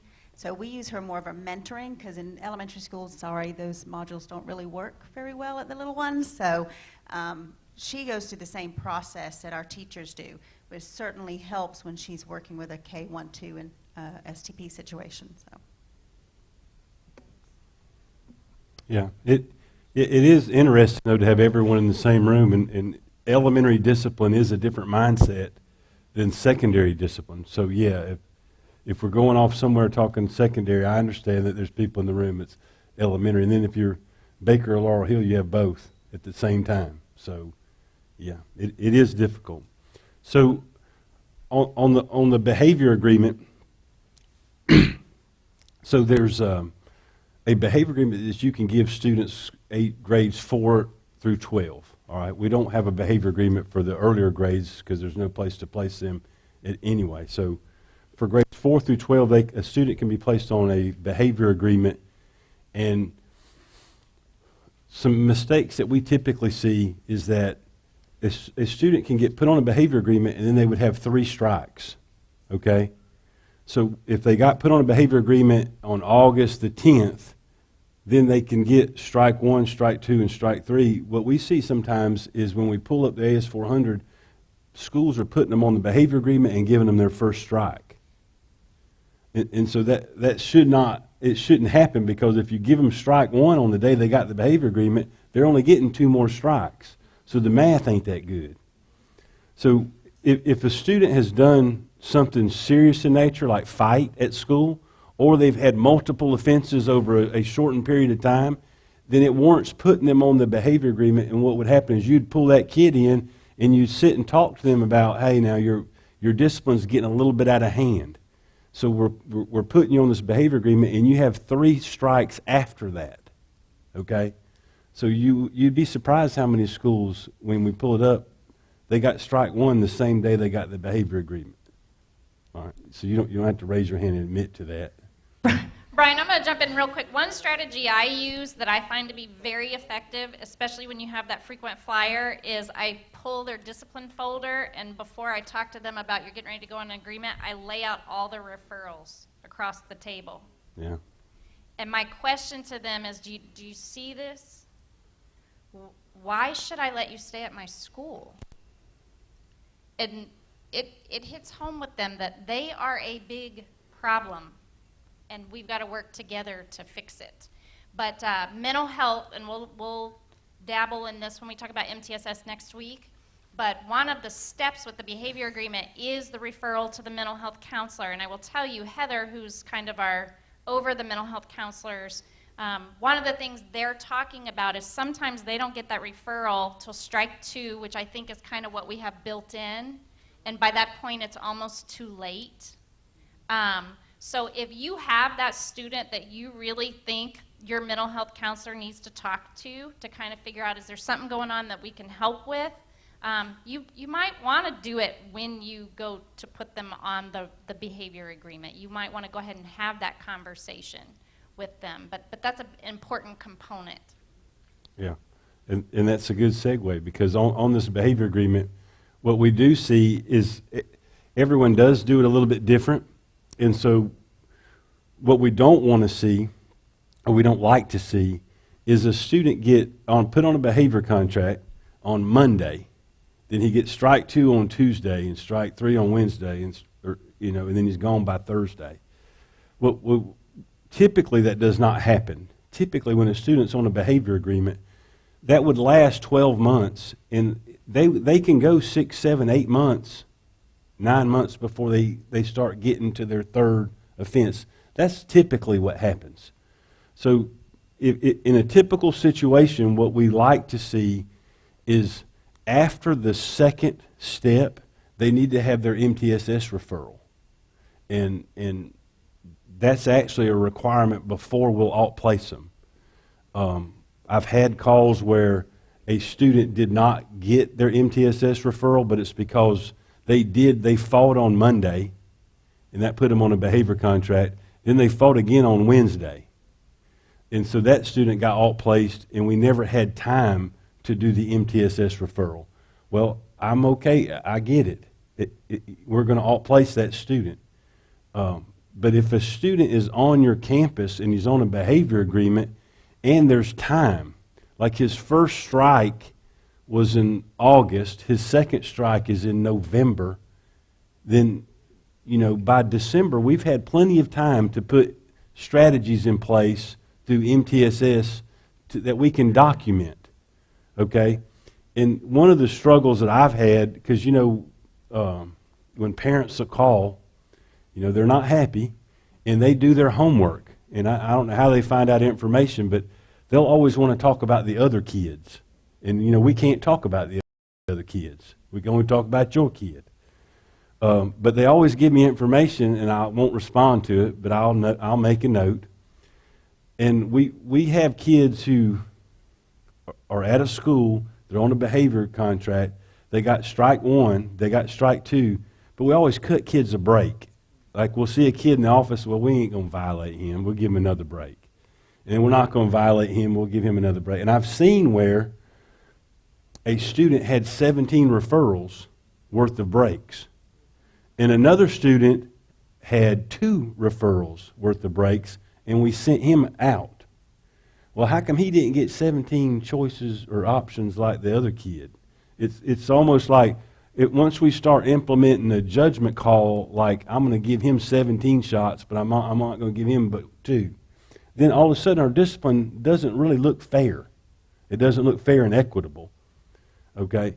Especially if this one kid plays football and the other kid doesn't. Then it will look like maybe we were doing a favor. Or maybe if it was a race situation. And that makes us, it's hard for us to defend that. But if you'll put in MTSS strategies, all right, you'll implement strategies after the strike 1 or strike 2, you could document why you gave this kid more chances because you believe the strategies are working, and then you could have documentation that would justify why you kept him longer. So the MTSS strategies could end up helping you if you're documenting them whenever you give somebody second and third chances. But if you have no documentation at all, somebody could come up and go, how come he got 17 chances and he got 2, and you don't really have an answer? So I would suggest or greatly suggest that you really focus on, if you're giving kids second and third chances, that you definitely have them in MTSS. You definitely are documenting strategies, and that's your argument for giving him more chances. If you do that, I think we're solid. Okay? Okay, Brian, I'm going to jump in one more time, though. So don't hear Brian saying no grace, no working with them, third strike, you're gone, because we don't want a mass exodus. So I would encourage, it's always better to be proactive. So if you have that kid that just continues to get in trouble and you're even thinking about that agreement, to me, you should be able to justify, we tried this or we tried that. I've done everything I can. I can't help you, so you can't stay here, kind of thing. So just make sure you are using your MTSS team to problem solve the behaviors. But if you don't document it, then it didn't happen. So you can say that we were doing that, or you can say I meant that, but it's important to document. And I think MTSS is your avenue to document what your thought process was. I hope you keep giving kids chances. And it may be working, and you may see it working. So that's what it's for. Okay? So the stay-away agreement is, some schools use the stay-away agreement. Some have never used the stay-away agreement. It's a form. It's an MIS form you can use. The intent of it is if 2 kids aren't getting along, you can call them in and we can put them on a stay-away agreement. But the stay-away agreement is not a legal binding document. It's not like if law enforcement executes one, then you have to stay so many feet or you're going to be arrested. What we don't want to see is typical stay-away agreements that end up in an alt placement. Okay? So if you've used a stay-away agreement, what you'll find is like it's typically like 2 girls that don't get along. I don't want to stereotype, but let's say they're not getting along. You ask them, just stay away. Well, what you'll have is this mom taking pictures of that kid close to my kid, and then they're telling on. So you'll spend almost all of your day policing who's at fault. And if that's the case, I would just rip it up if they're not going to agree to do it. Because unless you want to keep investigating and keep giving them school-based discipline consequences, but I would never see 2 girls not getting along and we're going to alt place one of them. I hope that a stay-away agreement never results in an alt placement. So the question you have to ask yourself is, where are you going to go with this? If you're going to do a stay-away agreement, what's the end of it? If they don't agree, what are you going to do? And if it is an alt placement, I'm not on board with that. And that would be like if we're going down this road, then you just went on there by yourself. Because alt placements is a serious discipline consequence. I've seen the stay-away agreement work where you bring them in and you sit down, you talk to them and go, look, can we just agree to avoid each other for a little while? And they'll do that for a week or 2, and what you'll find out is those 2 kids will be friends again. And all this is for nothing. It doesn't always happen that way, but so that's the intent of the stay-away agreement, okay? An equity agreement. So, yeah. So without going into any detail of it, but just let me explain to you why it's important for you to at least to be able to identify it. Is all of our discipline is on a discipline matrix for certain consequences match certain incidences. And so several years back, we had a situation where the school district was evaluated, and the court felt that our school district did not elevate equity. And so we have an equity policy. So now anything that is equity, it has to be elevated immediately. So what we don't want you to do is have a situation at your school and you not recognize that this could be equity. You're better off asking yourself, is this an equity violation? And if it's not, then just give it regular school discipline and go ahead with what you're doing. But don't go ahead with what you're doing and go, oh, I didn't even think about that. That should have been equity. Because then we're undershooting an equity violation. So if you're doing a discipline situation, equity is anything that's, I guess it comes from the word equitable. There's an English teacher in here. If it has to do with race, sexual orientation, religion, anything that would divide groups of people, then I would say it could be an equity violation. If a kid was walking down the hall and slapped another kid on the butt, it could be. So the details matter. That's where the statements have to come in. So once you get those statements, what you need to do is say, could this be equity? And if it is, we would call Steve Chapman, and he's going to come in and he'll go over all that. But on your end, you just need to be able to recognize it. Okay? So alternative placement and expulsion. Well, expulsion is the easiest one. An expellable offense is outlined in board policy. Only the school board can expel a student. All we would do is recommend the expulsion on certain behaviors. So if somebody brings a gun or distributes drugs on your campus, those are expellable offenses. And what you need to know is you don't really have an option there. It's an expellable offense. The student's getting expelled. So you can't call and say, well, Brian, this kid distributed marijuana on campus, but man, he's a real good kid. Is there any way we can work around? I'm like, no. If the board policy says it's an expellable offense, that's not my call, and it's not your call. It's an expellable offense means that kid, if he did what he did, this is going to the school board. Okay? So I've seen student statements where an administrator got student statements and they send them to me, and I'm looking over them to make sure there's nothing missing or what we might need to add. And then in the student statement, it'll say, yeah, and then I gave the marijuana to Johnny in the bathroom.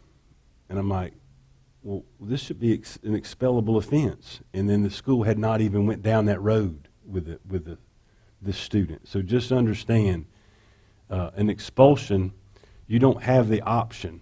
That it is what it is. Okay? And then the alternative placement,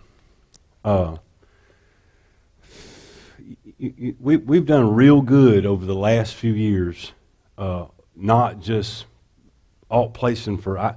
There was times I wasn't comfortable with some of the things we were alt placing over. I've seen kids get violated for dress code. This was years ago. Their shorts would be too short. Now they're at the academy. I'm all about removing the kid from the school for a time, and that's an appropriate consequence if the incident warranted it. All right? So we've done real good the last few years with alt placement. It should be, most schools are alt placing on fighting, and that's appropriate. Typically 2 fights at a school. If you fight, you're on a behavior agreement. If you fight again, that violates you past step 1, 2, and 3. All right, that just straight to alt placement. Then on the behavior agreement, what we're typically saying is you get put on a behavior agreement, and then there's 3 strikes. On the 3 strikes, there's nothing set in stone as what you could call a strike, but typically if it warrants an out-of-school suspension, I would say that that's a strike. But if you gave the kid a detention, then I probably wouldn't count that as a strike. So I don't, it's something, I hate to say that something's minor or not serious. To me, every discipline incident is serious. But if it's like they were disruptive in the classroom and you gave them detention, I probably wouldn't count that. But if it's an out-of-school suspension, count it as a strike. And then, you know, they get strike 1, strike 2, and strike 3, but hopefully we've thrown MTSS in there as well. So, Does anybody have questions on that? Because that seems to be an area where we're not all on the same page. it's not written in stone, so does anybody have a question on how do you determine whether it's a strike or not? It's not set in stone. Okay. Does anybody have a concern about what they feel should be a strike? I think a lot of that has to do with the frequent flyer. You know, a kid could have 15, 20 referrals. So the rule is when you talk, you have to stand so Mr. Neely gets on camera. Sorry, guys. A kid could have 15, 20 referrals. Of those 15, 20 referrals, he could have 4 disrespect. Okay? Then comes in with a disobedient. Well, the district matrix you're gonna look at it as first offense, second offense, and so forth. You know, first offense may be verbal reprimand and or detention. Well, if that's first offense for disobedience, that would be a detention, but I've seen this kid 20 times. So I think that's something to look at. And those are good points. And so on the matrix and that code, the matrix has a box in it with some letters in it. And depending on where your progressive discipline is, the most minor is verbal warning, then detention, then SDP. So it's a little bit funny. But I had a call from somebody 2 years ago that thought they had to give everything in that box. And I'm like, no, you just have to pick one. So, no, don't give them all of it, just one. So that's the range of discipline that you're able to give, depending on the details. And then those 2 codes, disobedience, it's a real broad code. And I'm not saying disrespect of a teacher. Blatant disrespect of a teacher is a step. To me, there's no question in my mind. If you disrespect a teacher blatantly, it's a step. I've just seen sometimes that the teacher took it as disrespect, but maybe the student didn't mean it. It's kind of vague. I'd have to know the details of the situation. But if you told me that you've seen a kid 17, 18 times, like David said, and they just disrespected a teacher blatantly with their words in an aggressive manner, then he's gone. Right, 100%. I think what Mr. Kernley just said was pretty much right on, because what we do at Shell River, or what we've done, is those frequent flyers. They come in a lot, but then what we've had to do in the years that we've been working on is MTSS, and through that frequent flyer for the 3rd or 4th, 5th referral started that process. So then we'd have documented between that 5th referral and that 17th. So by the time I finally got him, I don't have to worry about if I can sleep tonight when I give him that step, because I can prove when they call and say, what did you do? A documented, lots of different strategies, and usually some social detention, just lots of different things. But when you get that 17th time, we've got this one that I'm thinking of from Shoal. We tried everything we could try, and we just document, and then when they're ESC, that's another layer of it. But staying on the phone and talking to those offices about it and just calling and checking is kind of how we do it, to make sure we're staying in line with the other people in our same pool. And that's a good point, though. The documentation supports your action. I'm good with that.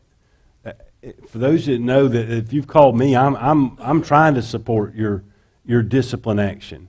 I'm just always like to make sure that we're on solid ground, because if we go down that road, I don't want to have to go down that road and then back up. If we need to make the decision, we're going to go down that road together. And so the documentation helps. But back to the original things, to give a strike is just something that you're going to have to weigh. And I don't think anybody in here is pro strikes and like we're trying to get rid of that kid before the end of the day. But I have seen, and it's been years ago, I have seen 3 strikes in one day. I just don't know if that's the message that we need to send, and I don't know if that the behavior agreement is supposed to be a warning to deter that kid's behavior. But if you put him on it and give him all 3 strikes in one day, you never gave that agreement an opportunity to even be effective. You were just punitive in your. So, if somebody has a question, I don't mind going over details like that if you want to warrant a strike, but that's just something that you're going to have to be comfortable with. But most definitely, minor infractions like a cell phone. Of course, I hate to say that's minor, but it's not as serious as a weapon. But cell phone, dress code, tardies, things like that, to me, should not even be considered a strike. Well, and Brian, I believe a couple years ago, we did put that in the matrix, that those were not That's to right. lead to alt placement. That's right. Those were not strikes. So check your matrix, because your matrix wouldn't allow you to alt place for that. Okay? That's right. That's good.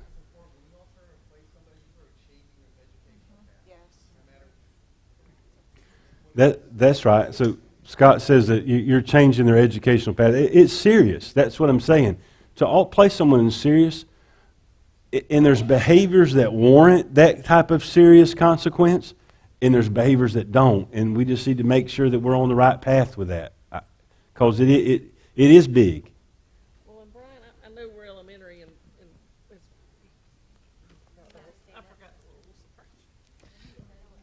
I know we're elementary, and it's a little different, but we have alt-place kids. But I think what Ashley said about MTSS is so important, and Absolutely. the behavior plan that ensues with teachers that touch that kid. And then we're very specific in what we're going to alt-place you for. It's not going to be just anything that you're written up for. You know, chewing gum, same thing. You had to throw the fit. We're not going to have this fit. It's very specific. We're not threatening our friend. It's not just anything they're written up for. Absolutely. Even something that might be Absolutely. severe, but the behavior plan is just for the behavior we want it to eliminate. Absolutely. That's a good point. And I do think everybody in here is pro-student. I mean, I don't think anybody in here is looking to go bang, bang, bang and outplace somebody in one day. We would like the behavior agreement to deter the behavior. A lot of the kids that we put on a behavior agreement, as soon as we put them on it, their behavior shapes up. We're only talking about a percentage of a percentage that gets to the second or third strike. All right. So, if you've got a concern about it, you can always call, and we'll talk about if you're thinking about giving a kid a strike too. All I would do is remind you that make sure that we got MTSS strategies in place. Start your documentation, because that kid might get the third one, but let's be prepared and be on solid footing, okay? So we're getting ready to take a break. 2 things. 1, discipline's not black and white. We want it to be black and white, and it's not black and white. It is very gray. But 2, when we start pulling principals together to talk as a team, we'll talk about, at the elementary level, what would be appropriate for a strike and for an alt placement, at the middle level, at the high school level. So ideally what we want, high school's on the same page, middle school's on the same page, elementary school's on the same page. But it is that time for a break.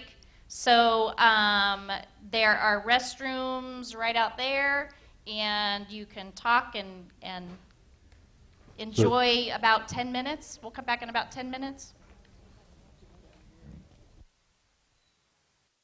We're gonna get back started,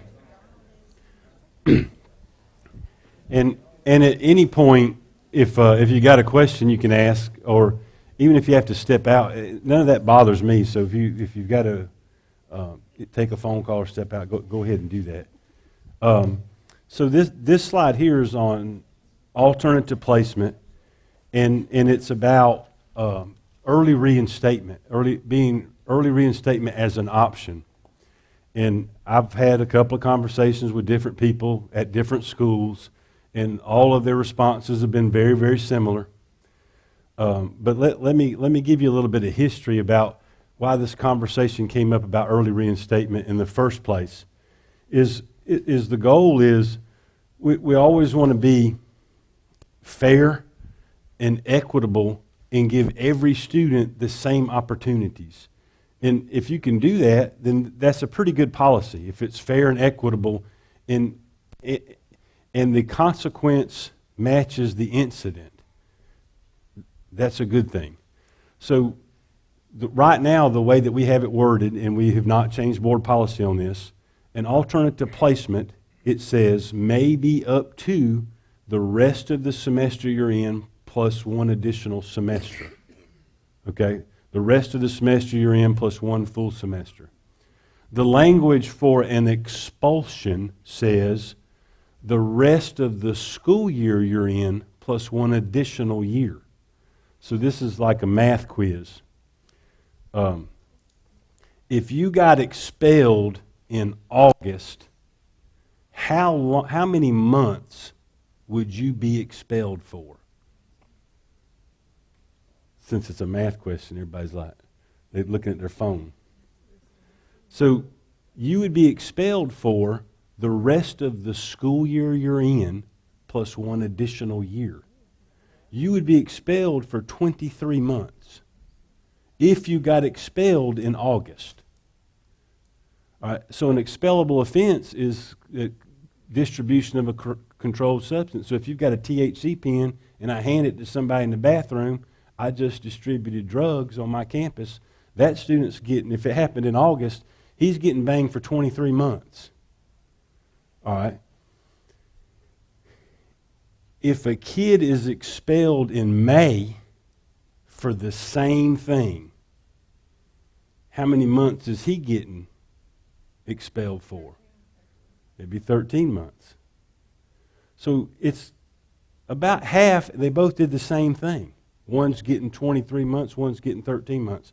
But we have in our best practices, we have a early reinstatement for expulsion. It's been around for a couple of years. A student can come back one semester early from an expulsion if it's approved by the board, which everyone that I've seen has been approved if we go that route.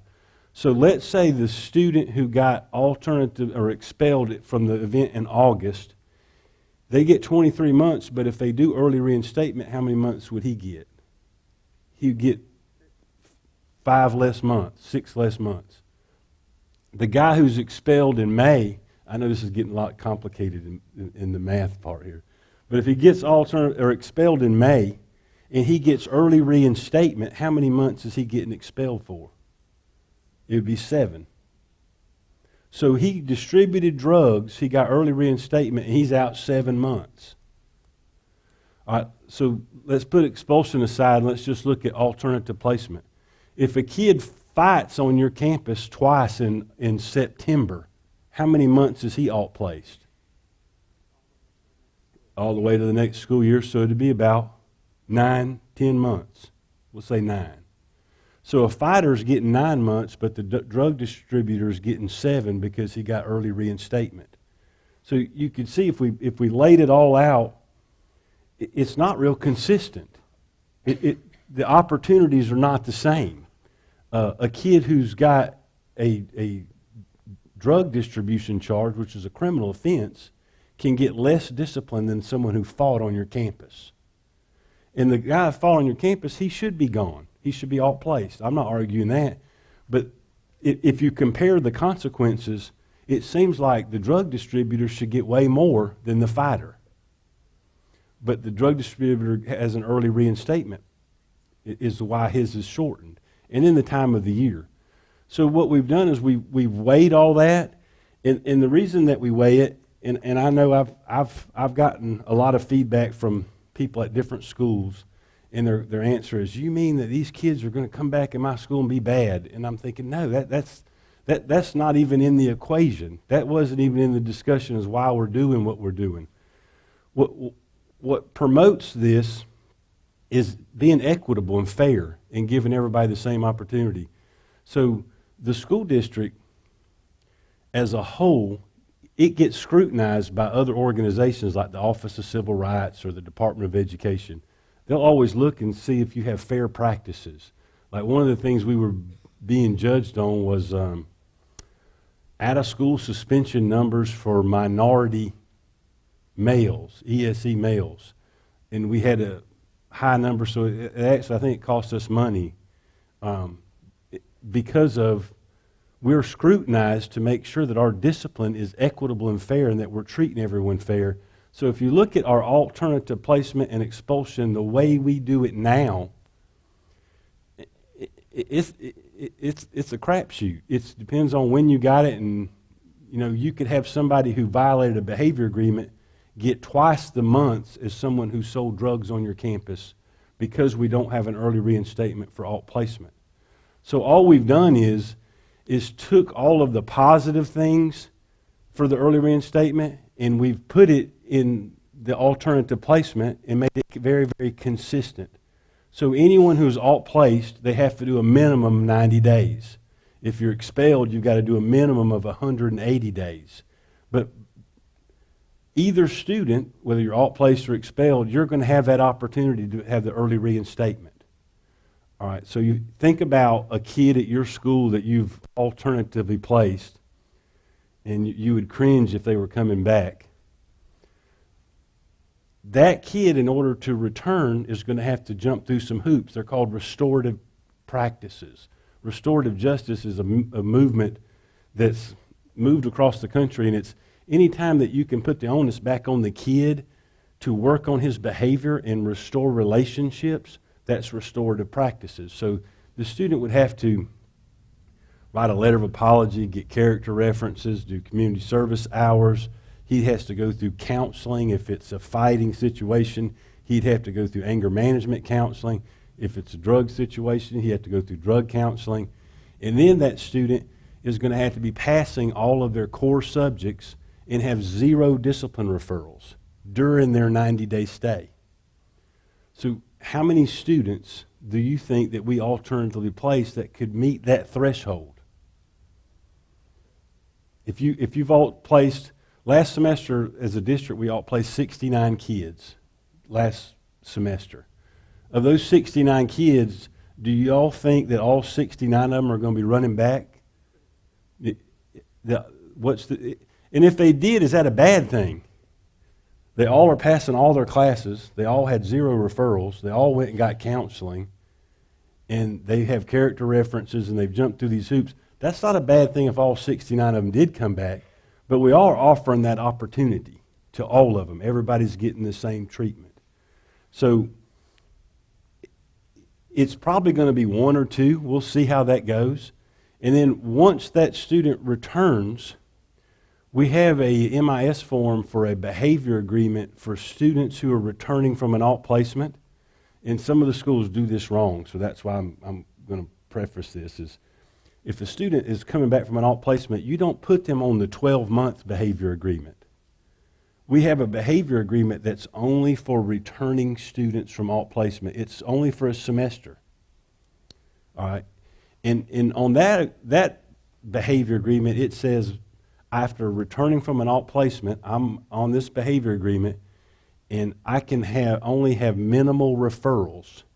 It says minimal referrals for 1 semester. But if a student is coming back on early reinstatement, it's going to say there's going to be a box you check. And if it's an early reinstatement case, you're going to give them this behavior agreement, and it says you check the box. Since I'm taking the early reinstatement clause, I'm going to have 0 referrals for 1 semester. And if that student comes back to you and he gets a referral, then he's violated that. You can send him back to serve the rest of his term. We're not going to put him out another year, but we'll give him the rest of the term he was supposed to get because he's violated that agreement. Okay? So the early reinstatement, the feedback I've heard is more concerns about students just making a mass exit out of the academy in Okaloosa Online and coming back to your school and just going to wreak havoc, and they're going to destroy your building and fight every day. So if you have those concerns, I don't see that that's the case. I don't think that's going to happen. In fact, if I thought that was going to happen, I would not support this at all.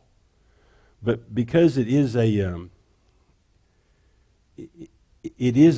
restorative practice, it's really the right thing to do. It's more equitable this way than the way that we were doing it before. It treats everybody, it gives everybody the same opportunity. And students, you know, when a student's coming back from an alt placement, I've been on the phone with many of you, that kid will have 17 referrals at the academy, and you're mad that they're coming back to you. And I'm having to say, well, look, you had 42 referrals the year before that. So that's an improvement. That's why he's coming back to you. We're taking kids back that are not perfect, but they weren't perfect when we sent them. But for early reinstatement, we're requiring them to be perfect. Like they have to be the perfect student. They've got to be passing everything, and they've got to have 0 discipline referrals. And Okay. guys, the other piece to this is at the 90-day mark or right before, that family will need to make contact with Brian. Brian will then make contact with you. A meeting will have to happen. They'll have to prove all of those things have occurred, have all of that documentation with them, and then you have the final say in signing off. Now, if they do all of that, I think it'll be kind of hard not to sign off. I agree with that. But you will have that final say. You're going to have the opportunity to meet with that family, with that student, talk through what they did, what the expectations coming back into your building might be. Those are all the things that should be put in place before that student's ever able to come back. Okay? So you'll have that opportunity. Yeah. And so if a student violates a zero tolerance policy, they have to meet with me anyway, so I'll have this conversation with them. But for you at your school, if they violate your school-based behavior agreement, when you bring that family into the table and you're having your discussion about alt placement, this is a great tool to pitch that, look, your child is getting alt placed, but we are going to extend this carrot. That if they'll do these things, there is an opportunity to work their way back early. And it puts the ball in their court, but the bar's pretty high, to academically and behavior-wise and things to run through. I can envision that, like in December, we may go through this. Let's say you alt place a kid on December 10th. They'll sit there and do the math. Is this worth it? Because I get to come back after you count your 90 days, to come back a week or two early, they're probably going to decline. So we'll see how that goes. Just a quick question as a point of clarification. I am reading that as 90 school days? 90 school days. Not 90 calendar days. That's correct. Including Christmas break or spring break or whatever. So it's 90 school days is the minimum for an alt placement. They'll be out 90 days, and then they can apply on the 91st day to come back early, but they would have had to meet these requirements. And so the majority of our students who are alt-placed are either on Okaloosa Online or they're at Okaloosa Academy. And Mr. Sampson's there, and I've spoken with Mr. Sampson about this, because even he's agreed. And if I misspeak, let me know. But we've agreed that he doesn't even look like there's going to be a mass exodus out of the academy. And if anything, they're going to be able to improve their behavior by offering this to students while they're at the academy. It's kind of like it gives them some hope while they're there. Because, one of the gigs we get is they think that we're sending them over there with no options to return. Well, here we can say, look, we've given you an option. And they're going to go, well, the bar's too high. Well, the bar's set where we expect normal students to be at. We expect all our students to pass their classes, and we expect them not to have behavior issues. And that's a typical student in our school district. So we're not asking them to have straight A's, but they need to be passing. And then the students that are enrolled in Okaloosa Online, I didn't see Miss Corbin here. But, she's like a bulldog when it comes to her program. if they're not doing their work, after like week 2, she starts calling me saying, look, I'm fixing to kick another one of your kids out. I'm like, they're not my kids. But if they get behind, she's kicking them out. And she's tried to explain to me why. It has something to do with funding, and I don't ever listen because I've heard it. I heard it 100 times, but she's just mad at me. And I'm like, how's this my fault? So it's going to be difficult, and this is something that you can talk with them, the people that you are all placing when you bring that family in. You can let them know we're going to have a choice of Okaloosa Online and a choice of Okaloosa Academy. And just warn them, if you choose Okaloosa Online and you don't keep up, and that means like 30 to 40 minutes a day per class with your own self-discipline, and you go down this road for like 3 or 4 weeks, and then you get an email notification that your son or daughter was kicked out because Ms. Corbin kicked you out, she won't take you back. She won't even answer emails, phone calls. She's like a bulldog. Once you get kicked out, your probability of early reinstatement just dropped tremendously. So you would have that discussion with that family when you're alt placing them and let them know that there's a risk. It's like a game show. It's risk reward, and you have to pick the right window. So, I know the people at the academy. We work pretty close with them. They're in the business of helping, and so that's a pitch that we could give. They're going to help them academically. They're going to help them behavior-wise, and at the academy there are Bridgeway counselors on campus so that they could meet the requirement of the counseling component, I think, at the campus. Okay? So it could be a one-stop shop, and that would be a talking point when you meet with those families. So does anybody else have a concern about? All right. You'll think about it in a few days, and you'll come up with something, and you can tell me then. Okay? But that's my take on it is let's give it a shot for a year, and let's see. But I don't see it being a thing where everybody just runs back. All right. So manifestation. Whenever we're doing discipline, there's a couple of questions you always have to ask yourself. Well, the first one usually is the kid ESC or 504? All right, because it matters. That student can still get disciplined, but what matters is the process we go through. It doesn't mean that we're not disciplining them. They get in the discipline if they earned it. So the manifestation meeting, it has to happen for anyone who's ESC or 504. So you look on the 702 screen, see if they have an active 504 or ESC. So there's 2 times that you would do a manifestation. One is if they've exceeded 9 suspended days in a school year. So I know that many of you, when I talk to you, you're trying to judge the 9 days throughout the year. Like you're only on the 4th day because you're trying to get through the rest of the semester, so you're piecemealing it. My take has always been treat them like you treat the other kids, and then when you get to 9, we'll start doing the manifestation meeting. And if it is truly a manifestation of their eligibility, then we won't do the suspension. We'll do something else. The second time that you would do a manifestation meeting is if you're ever changing their placement. So an alt placement, you're changing their placement. So any kid that we're alt placing, we're going to do a manifestation meeting if they're ESC or 504. So let's say little Johnny just violated, he's got his 3rd strike. What we would want to do is call them in and let them know that they're going to be suspended from school for the next day or 2, but you need to get in contact with your staffing specialist and set up the date for the manifestation meeting. Sometimes these staffing specialists are super busy. You can't get the manifestation meeting for like 3 or 4 days, sometimes a week. All right, it's okay to have that student out of school suspended until that time, unless those suspension days put them over their 9. Then that puts you in a little quandary where now you've got to have a manifestation. So if that happens, call me and we'll work out something. We'll figure out a way if that student doesn't need to be on your campus. But typically that wouldn't happen, but it could. So you're going to call the staffing specialist, set up that meeting, and then at the meeting, it needs to be determined whether it's a product of their eligibility or not. And if it's not, then you can go ahead with the discipline paperwork, okay?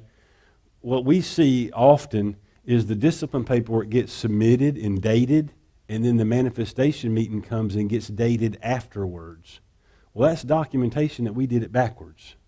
And so that's one of them things where we're going down that road and you just went that way, is you don't date the discipline paperwork until after the date of the manifestation paperwork. And I would say that in the course of a year, maybe 40% of the manifestation meeting paperwork is dated like that. And Miss Manchester, you know, she's like a bulldog. If it's backwards, she'll wear your phone out until she gets it. And I mean, and it happens all the time. We're going to pick up the pace, Brian, because we're running out of time. But one thing I just wanted to clarify, remember, it's not just about OSS days. STP days count because they're not receiving their services as normal. So it is a combination of the two. And bus suspensions. Thank you, Ms. Ard. Remember, for manifestation determinations, the staffing specialist has to be present because we want to make sure that that is done appropriately. And one thing you always want to ask yourself, is the IEP being followed? Has the PBIP been updated? Because those are all going to be questions that it's going to come down to ESE law that we have to show that we've been working with the student with their PBIP.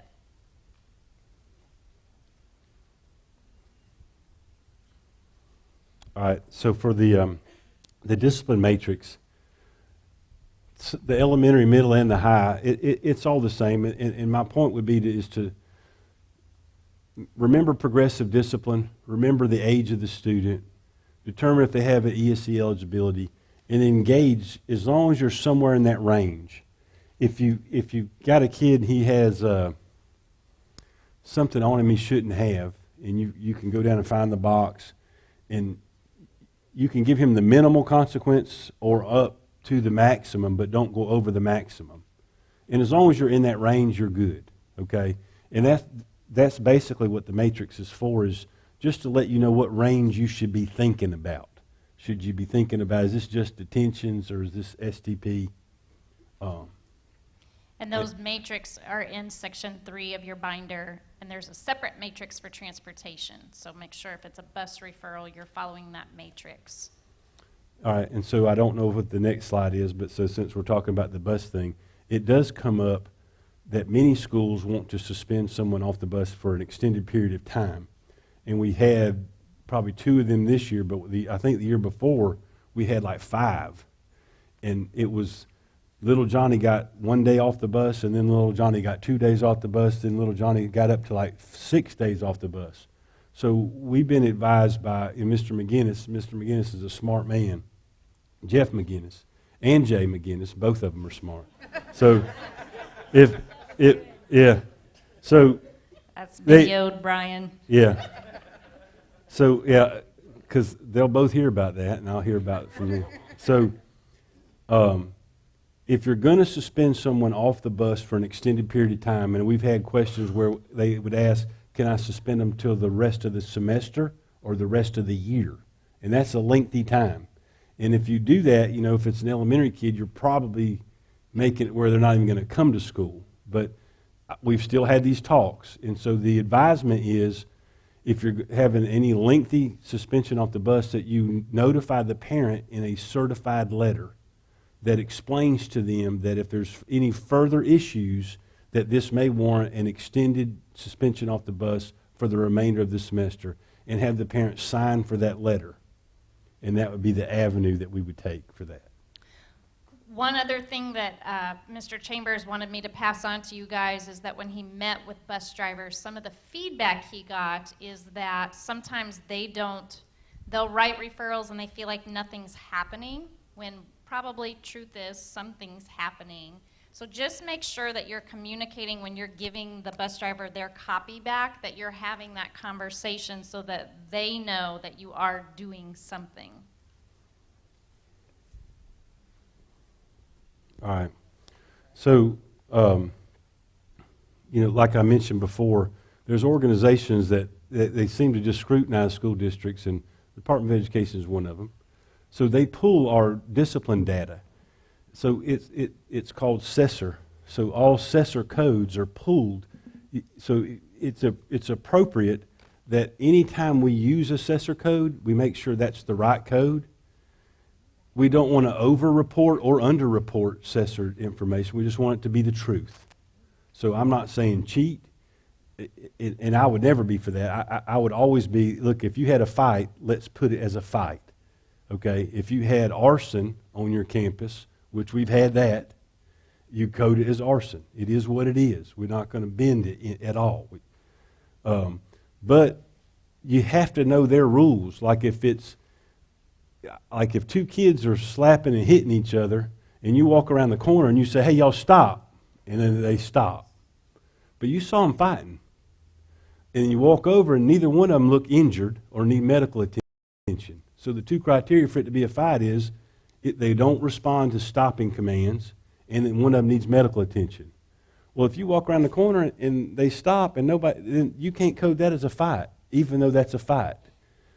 Even though you're going to stick to your guns, by God, they were fighting, I'm coding it as fighting. I'm saying, no, we're going to play by the rules they gave us. No other school in the state of Florida is coding that as a fight. Why would you over-report?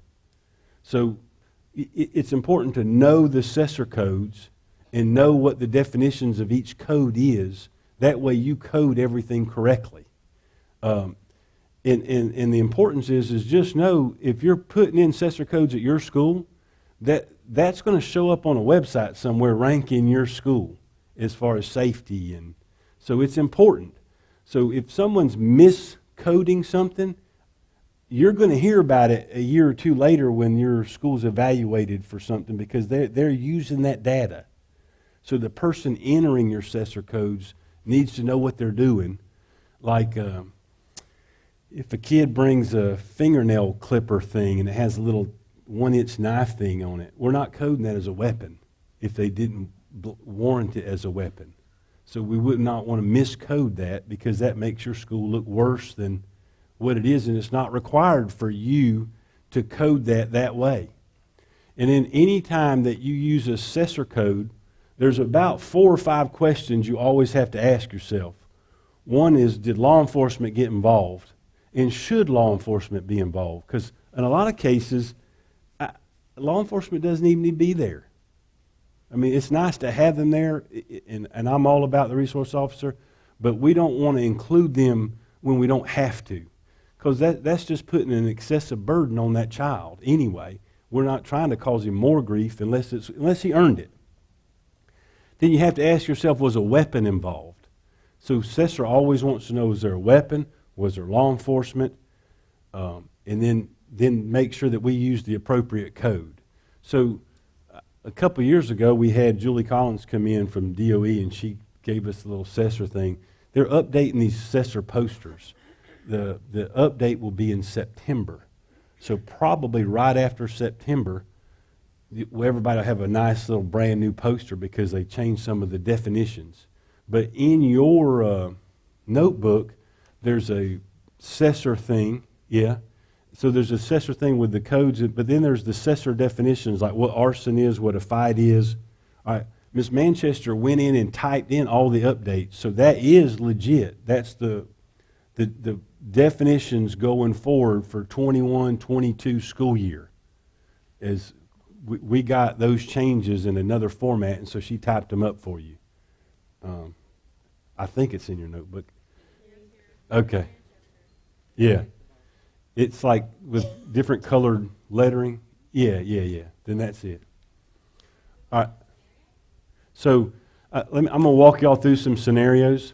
There's like 52 on here.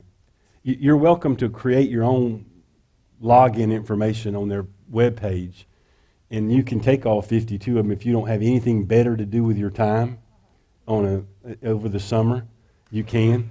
But what I've done is I've selected some that are the most common. And so we're going to go through some scenarios, but then not only is it a scenario, but it gets you asking the correct questions, because after we go this route, you have to put this information in the AS400, and some of it's auto-filled, like if it's possession of marijuana, it's drug-related, but the drug-related code will automatically pop up. It's auto-filled.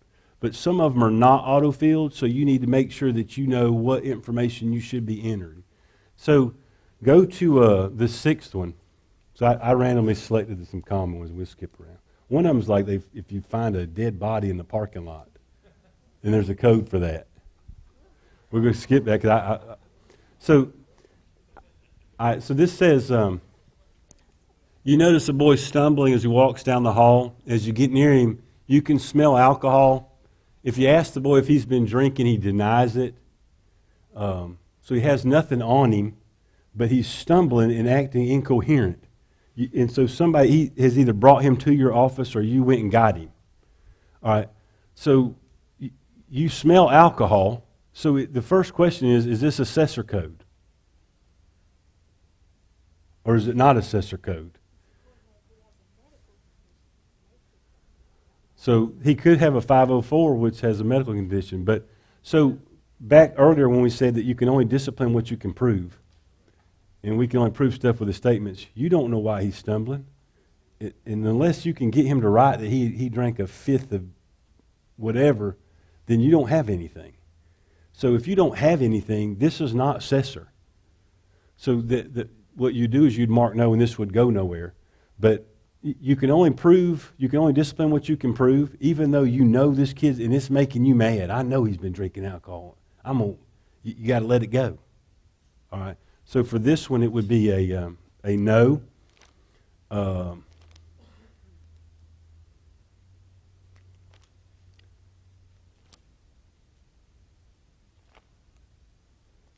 right. I'm trying to find the ones that are more.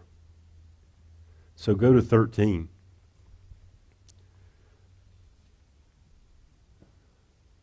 All right. So the students brought some marijuana to school, and you see them in the hallway. It's a rolled up cigarette, and the SRO tests it and confirms that it tested positive, and he says he don't know how it got there. And how many times have you heard that somebody say, I don't know how that got there, that wasn't mine, somebody placed it there. And so I've talked with many people who are, you feel bad for them and you think they're telling the truth, but the bottom line is they have it on their possession. And if it's on their possession, it's in their backpack or in their pocket or in their jacket, you don't have a choice. You're not asking them, did they know about it? It's he has it, and it is what it is. Okay? So obviously, would this be Cesar? All right, so you'd mark yes. So there would be a code for drug possession marijuana. And then these are the questions that now you have to make sure that either the AS400 auto-fills it or you have to put this information in. So did it occur on school grounds, or often you'd put school grounds? And then does it involve multiple students or a single student? And I'll show you an example, but hold on from that real quick. So Cesar is by incident only. It's not by student. So if 5 students are involved in a fight, that's one fight. They all get the same incident code.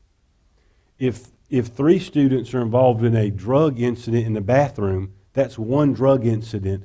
It's the same incident code for that student, that student, and that student. We've seen schools give each one of them a different incident code, so that means your school is over-reporting a drug issue. So it's important that the person who's entering it knows that it's the same incident code, because Cesar is incident only, not student-based. So this would be single student. And then you would put the code, and it's drug-related. They didn't distribute it. So it would be the marijuana.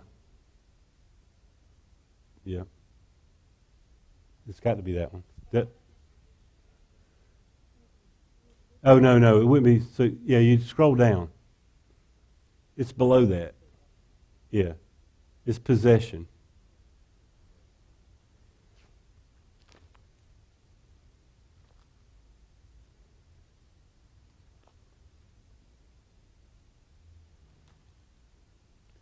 All right.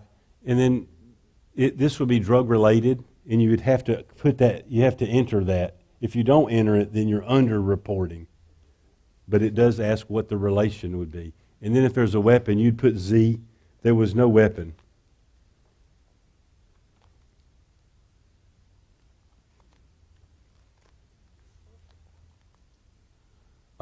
And then we would give an alt placement.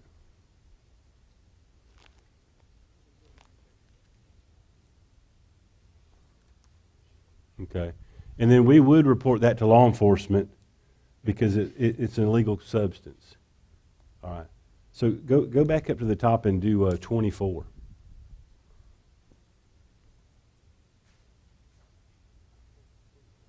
All right, so you're walking in front of students standing in front of a school, and this guy pulls out his key, and this pipe falls out, and there's residue in the pipe.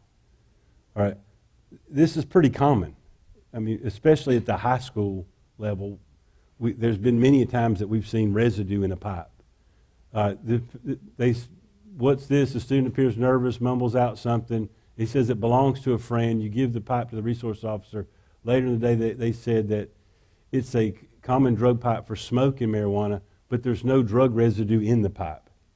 So is it an accessory event for him to have the pipe on him? So is everybody, you're guessing? So I heard somebody say no.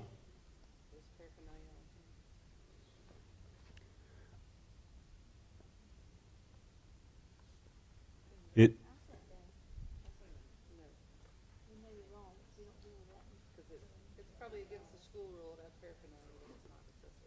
So then that means it would be considered an inappropriate, a safety violation maybe? All right, so then we would put no. And so it would be incorrect. It is a accessory violation. So click yes and hit submit. And so it happened on school grounds. You have to go through the whole thing with each one of them. It's a single student.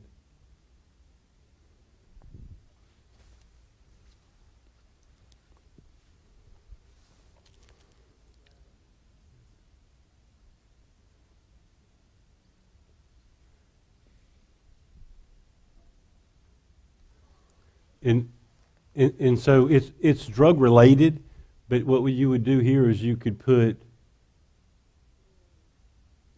other, see if it'll take other major in the top right hand corner.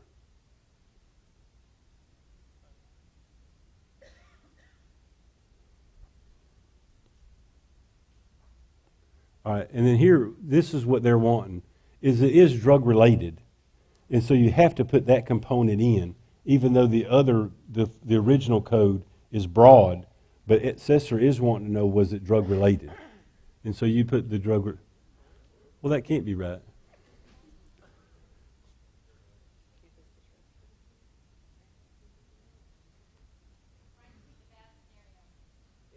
No.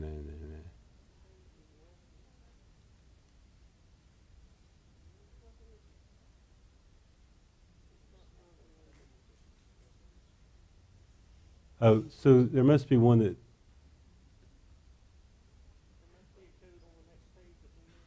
Yeah. Hit drug related and vaping related. That's not vaping? Okay. Here, just hit submit with no related. Oh, there we go. All right. Then you couldn't prove it.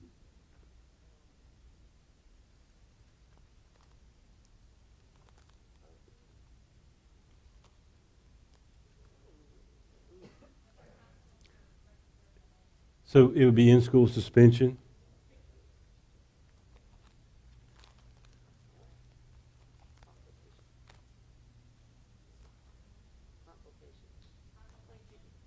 Yep. Yep.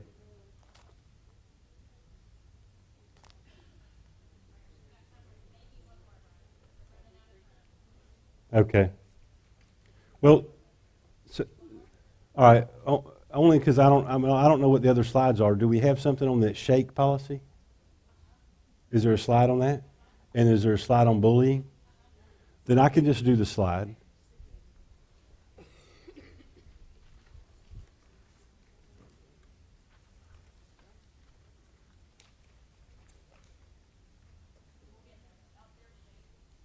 Is it on there? Okay. All right. So back to this is school board policy. So, before the school year starts, it'd be good to review the student code of conduct. It'd be good to review school board policy, pupil progression. All these things shape the direction that we go. All right, in our board policy, we do have something called our shake policy, and it's only for situations that involved marijuana found in a car. All right, it's not for marijuana found on your person inside the school. The shake policy came about because there was conversations with principals about they were alternatively placing students because the dog alerted on their car in the parking lot, but that student's not the only driver of the car. And you could not prove without a doubt that that student was aware that that marijuana was in the car. And now, obviously, if there's a bag of marijuana right there by the console that's this big, then they probably saw that. But that's not shake. The term shake comes from the sheriff's department. They coined that phrase. And what it is they expend a lot of money on these dogs, these German Shepherds, and they can go buy a car and alert on that car if there's one seed in the carpet. There just has to be one marijuana seed, which that's absolutely amazing to me that they. So I've seen them, if you've ever been in the parking lot with them, they'll tear that car apart, finding that seed. Even if there's nothing visible, they will take the floor mats out and shake them and put them in a container and filter through the dust to find a flake. And that's why they got the term shake. But the reason that law enforcement does that is if the dog alerts on the car and they don't find nothing, that's a ding against the dog. And that dog costs way too much money to get a ding on. So they're going to find something. And I've seen them go through the trunk in the carpet fibers and move their hands to go through the carpet fibers to try to find something in the trunk. Now, the student, this was a couple years back, had drove a used car they had just purchased. Their argument was, we just bought that car. We didn't know that seed was in the trunk. And that's probably true. So it really came down to alternatively placing somebody for marijuana possession in their car when we really couldn't prove that that student even knew that those seeds or those flakes were in the car. So it's not like if you find a bag of marijuana or a jar of marijuana in the car, then that's not shake. It's only when they had to go digging through the carpet, then we'll call that shake. So if it's shake, what your job is to do is suspend the student for 10 days by board policy. So they're going to be out of school suspended for 10 days. And then there's things that they have to jump through, and they have to meet with me, and then they can return back to your school without an alternative placement. But they will be out 10 days, and there are things that they have to do. And that's the shake policy. Okay? So, all right, I'm going as fast as I can. So on an off-campus felony,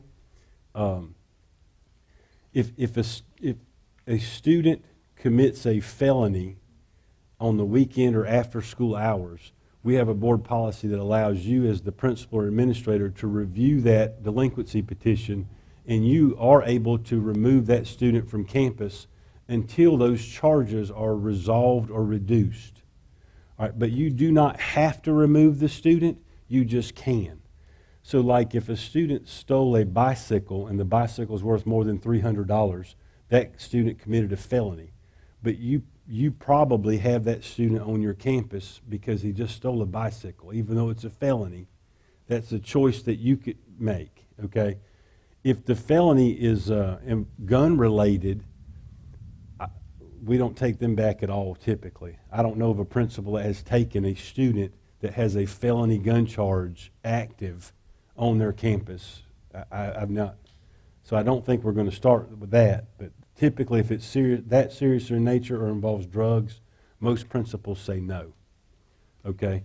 And then this alt placement is not for the remainder of the semester plus one. This alt placement is till their charges are resolved, which could be a week later, a month later, or it could be 2 years later. Okay? So I've seen it where we alt placed a kid, 2 weeks later their charges got dropped to a misdemeanor, and that kid's right back at your campus. All right? So this is not the typical alt placement. All right, so victimization of students is a board policy and statute, and that is if you have, usually it's a criminal offense that involves a victim, and what we would do is we always protect the victim. We would remove the other person from your campus. All right, and so that's in our student code of conduct, it's in board policy, and it's in statute. All right, we'll always protect the victim.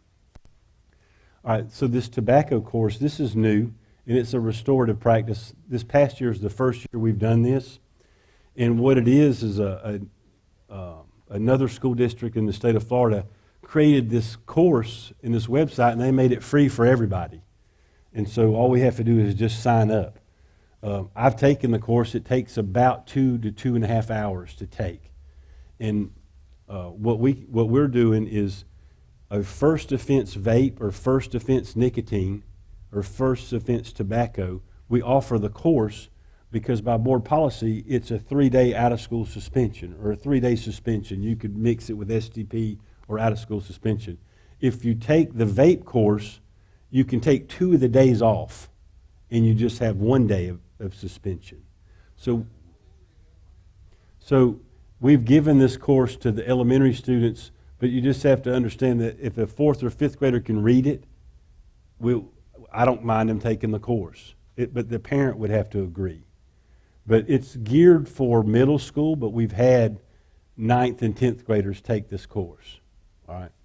So we had 200 students take the course last year, which equated to 400 out-of-school suspensions that our district would have had that we don't have on our record.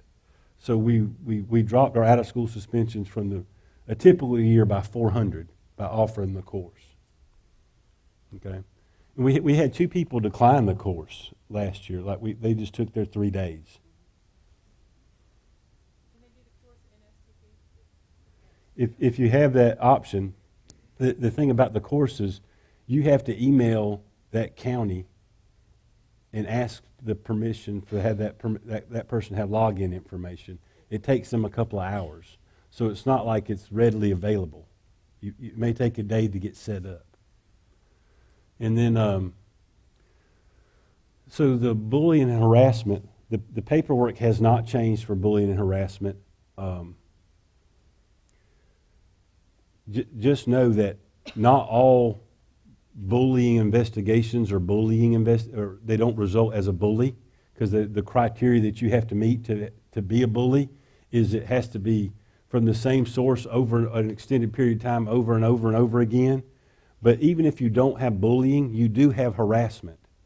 And if you have harassment, you can give a discipline consequence for the harassment. It's just a difficult conversation, and if any of you have had parent conversations about bullying, they're passionate on the other end of the line. They're extremely passionate, and they're out for blood a lot of times. And they want to know what you're doing to protect their child. And the best conversation to have with them is explain to them that bullying is outlined by the state, and this doesn't meet bullying, or you can let them know it does meet bullying, but oftentimes it does not.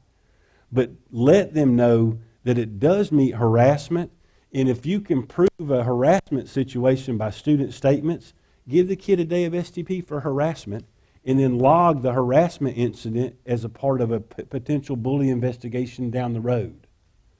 But everybody always wants to jump straight to bullying, but typically most of those are just going to end up being harassment, okay? And then I see the Hope Scholarship thing on here. That's been around a couple of years.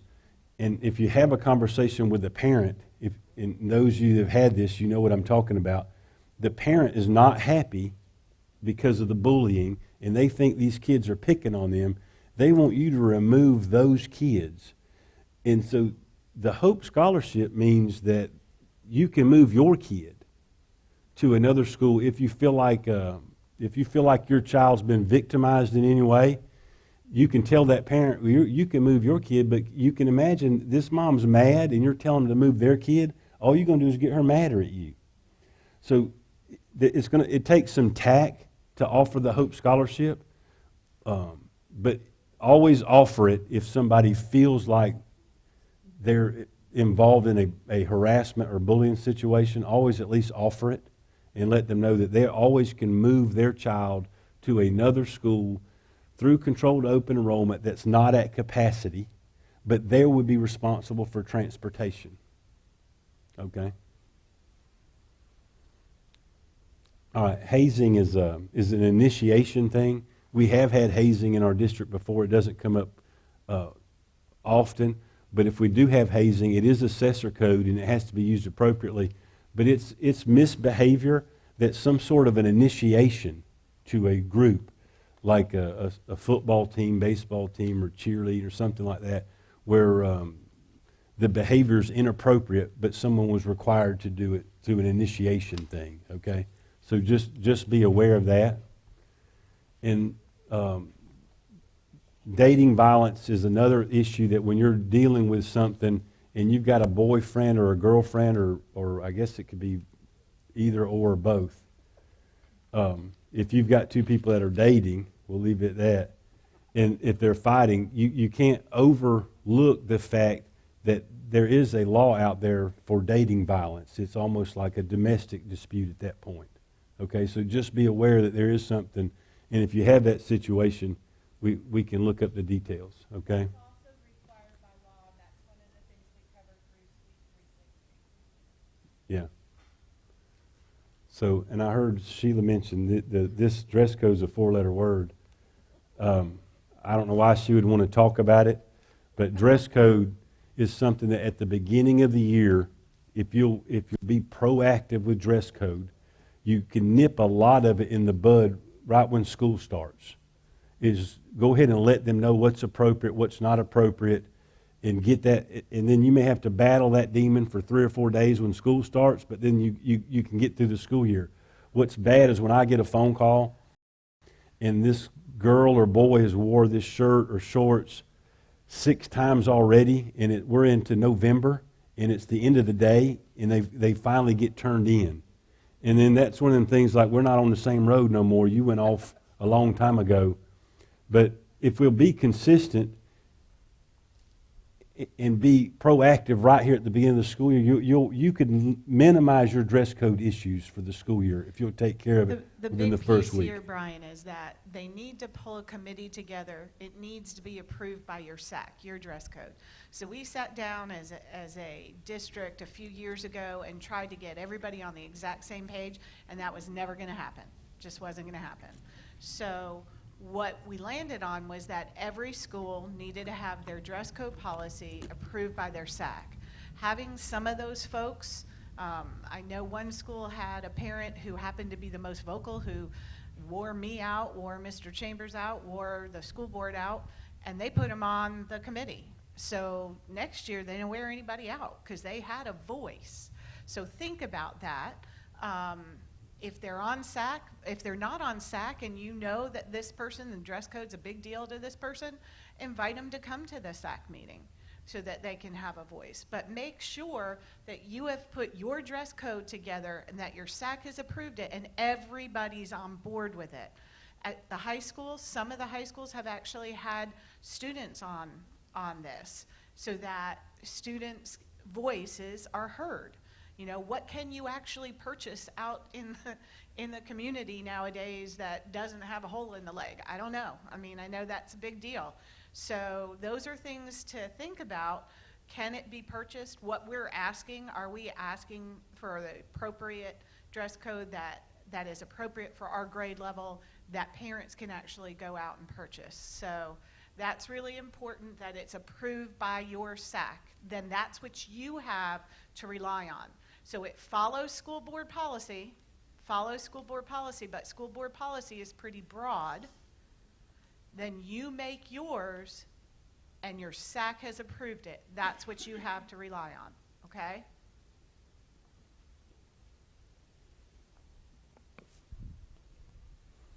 All right, so the wireless communication device is also in the student code of conduct, and it's, the consequences for having your phone out or a tablet or anything, it's mostly cell phones, is they get confiscated. And then for the first offense, the student can come pick theirs up. I mean, I think probably even elementary students have cell phones.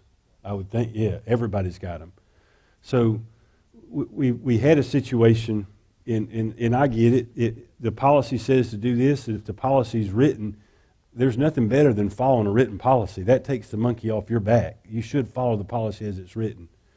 There's just always going to be gray areas in discipline, though, where if there's a gray area, you should call, and let's talk about it.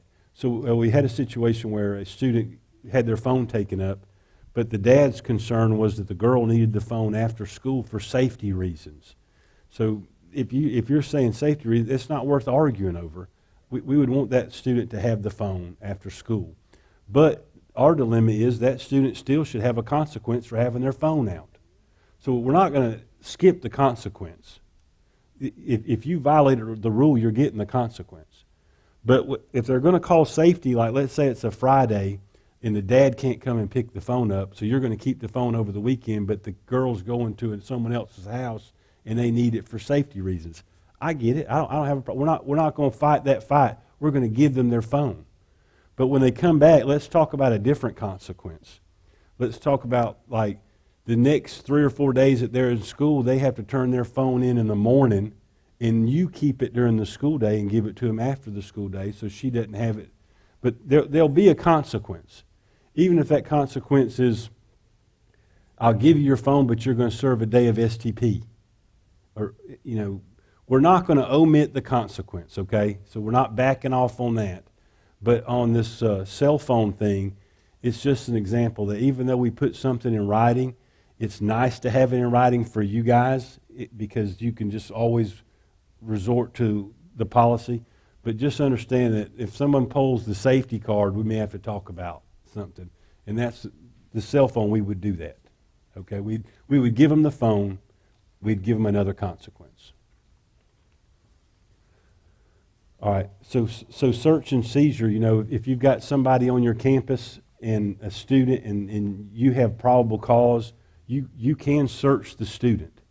I would tell you, be careful what you think search and seizure is, because I know if you're trying to retire in 30 years like the rest of us, you don't want to do something that's going to monkey up your retirement, and this would be one of those things. All right, never put your hands on a kid. Never ask them to remove clothing. A search and seizure would be, do you have something on you? And then you would ask them to empty their pockets. That would be searches. They can take their shoes off. That's not that big. If they've got a jacket, they can take their jacket off and turn it inside out. Anything like that. But anything like that you do, you would do that in the presence of another adult in your office. You would never do it with just one-on-one, even with the door open. That's not good enough. Always protect yourself with search and seizure, because it's just not worth going down that road. But you always can investigate. If you get a tip on something that might endanger the safety of any student on your campus, then your job is to go search and seizure. Okay? All right, so for the pledge, when the school year starts, we're going to have this every year. Of course, we'll have the pledge all the time anyway. But there'll be teachers who are not used to their students, but you're going to have a student that may not want to stand for the pledge. And then the requirement is we have them put something in writing from their parent. Let's get that on file.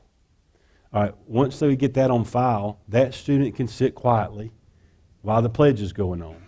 What cannot happen, you can't say that kid has to wait outside. Like, we've had teachers that say, that's not going to happen in my room, that kid wait outside. You can't do that. And then we're not going to grab a kid and snatch him by the ear. Just tell your teachers, it is with the world we live in. Don't get too fired up. If you have a student that's not going to stand for the pledge, then or participate, then have that student bring a note, and then we'll put that on file. Okay. So any student that comes to you that has been in a DJJ facility, that means it's coded 9813, 9815, one of those 98 numbers. If it's more than 11 days, this is in pupil progression. If it's more than 11 days, just simply tell them they need to contact our office, 689-7198. We'll vet that kid and let you know whether you can take him back or not. He probably can come back. But what we like to do is if they're in a detention facility, that means a judge ordered them to a facility for some reason. We need to make sure it's not gun-related, gang-related, or violent-related. And our office has contacts, or we can call the DJJ and the probation officer and find out why that kid got violated. You don't have the time to do that. We've got the resources. So if any kid comes to you that was at a detention facility, you send them to us, okay? All right, and then so there's been some changes in truancy. For those of you that have known Mr. Lloyd Taylor, he's retired.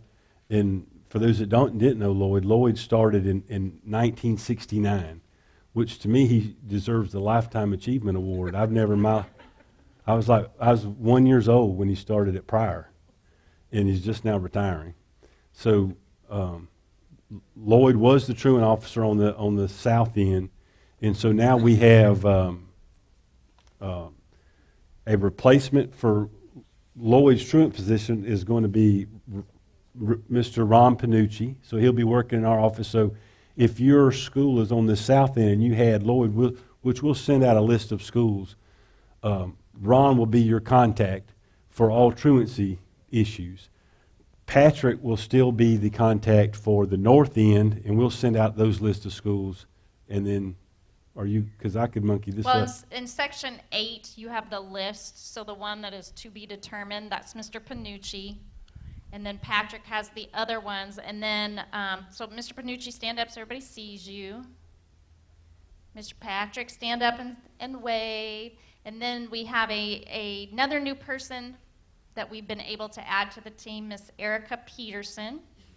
And Erica will be helping with truancy as needed, but she's also going to be helping with discipline and PBIS. So we're really excited to have all three of these people here to help us. And Mr. Humphrey, did you want to come? Why don't you come up and talk about truancy procedures? Okay. So while he's coming up, and I won't steal his introduction. We'll let him go, and then I'll follow up. Go ahead. I'm curious to see, is there a slide for it? No? Okay, that's fine. Hey, all right. All right. Okay, well, Yeah, that's it right there. all right. Hey, attendance is everybody's concern here. We're all working together to try to improve the truance issues at your schools. Please call me. I'll be glad to help you, especially last year. We had unprecedented numbers of absences, and I just don't want that to happen this next year. Last year there was an excuse. We had COVID, but this upcoming year I just don't want to see it be a habit in the schools. So I'm glad. Normally I'm not here to speak to you guys, but I'm glad to be here right now because of the situation that we're in. In fact, I've already talked to Judge Ketchell, and I've made him aware to expect a rise in the number of truant petitions to be submitted to the court. So he didn't blink an eye. He said, sure, bring it on. And so the first truancy hearing is scheduled for the 3rd week in August. So we're getting an early start on it.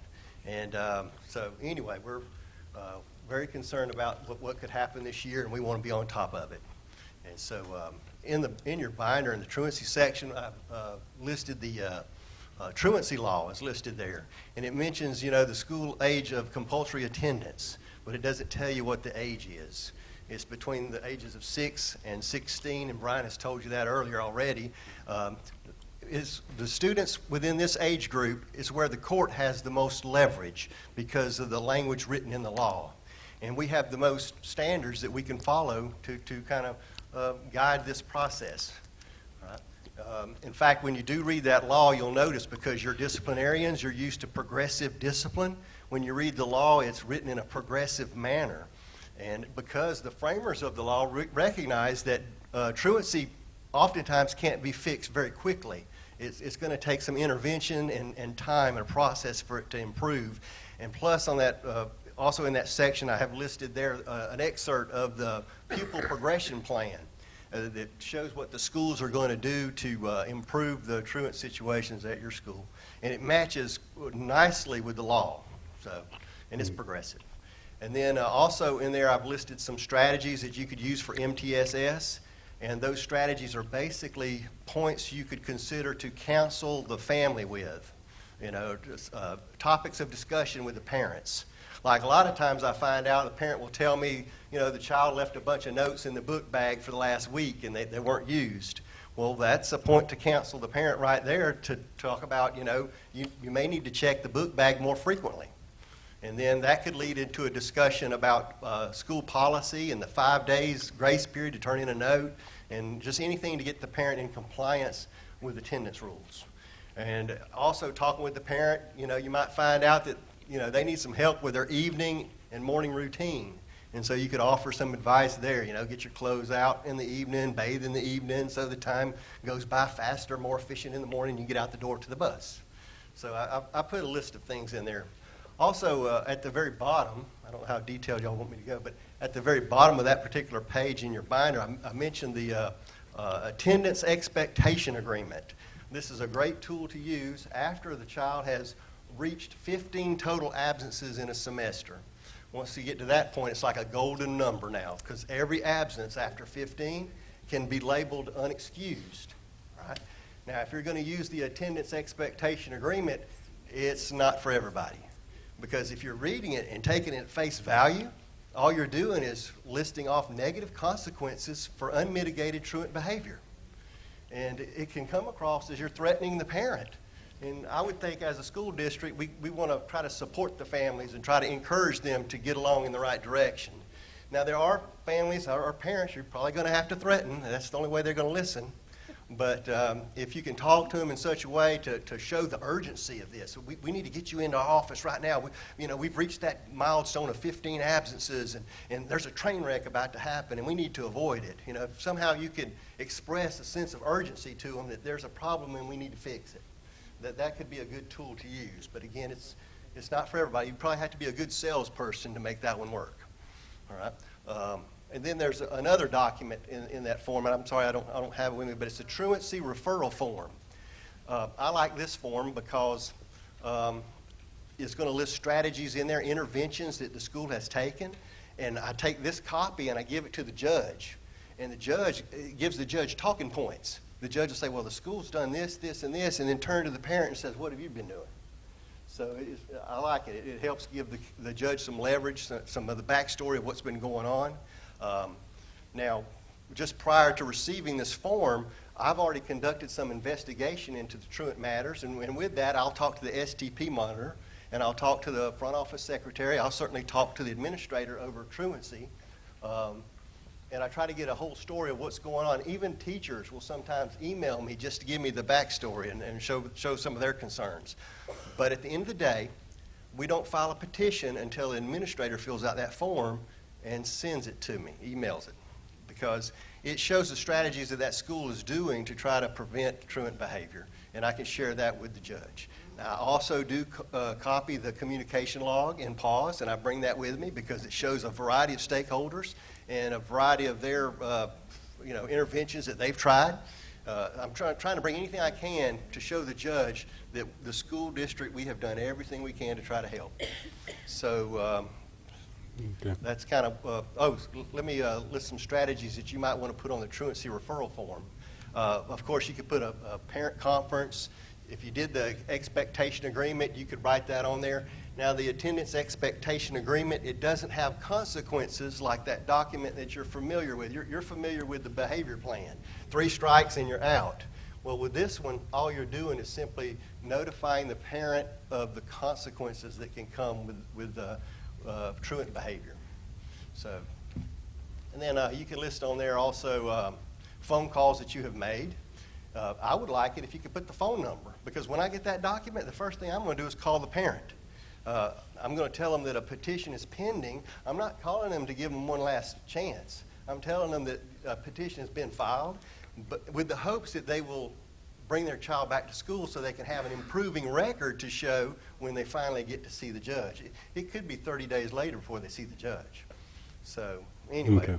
I'm just trying to do So- what I can to get them going. I got Okay? you. Yep, All right, I thank appreciate you. it. So we did have some schools this year that contacted us about truancy, and that we had like a 10-year-old girl.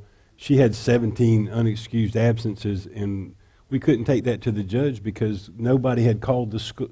The school had not reported it prior to the 17 days. We should be reporting unexcused absences on the 5th in a month, or it's a 90-day rolling calendar window, but there should be someone at your school responsible for reporting unexcused absences to truancy. Okay? Okay, I skipped a couple things that, one, cameras, just real quick, it's in writing there for you, when families, parents ask to see footage, if whatever happened or whatever's in that video alters the student's discipline record, they have a right to see it.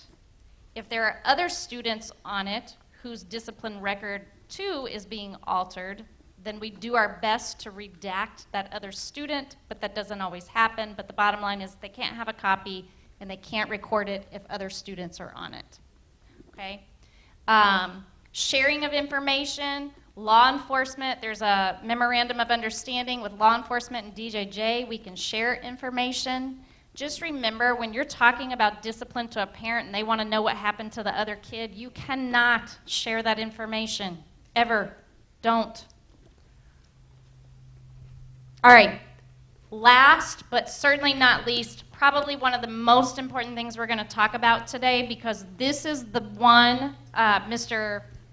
Humphrey said at the beginning, like if there is a situation that needs to be escalated and stamped with a big red, very important, do not put off, look into immediately, it's anything that could potentially be an equity violation. This is how the district gets sued when we drop the ball. So we want to make sure that we're doing everything we can to ensure we're doing our part. So Mr. Chapman, thank you for being here. Okay, thank you. So I still have an hour to do this. Just kidding, okay. All right, so let's look at equity.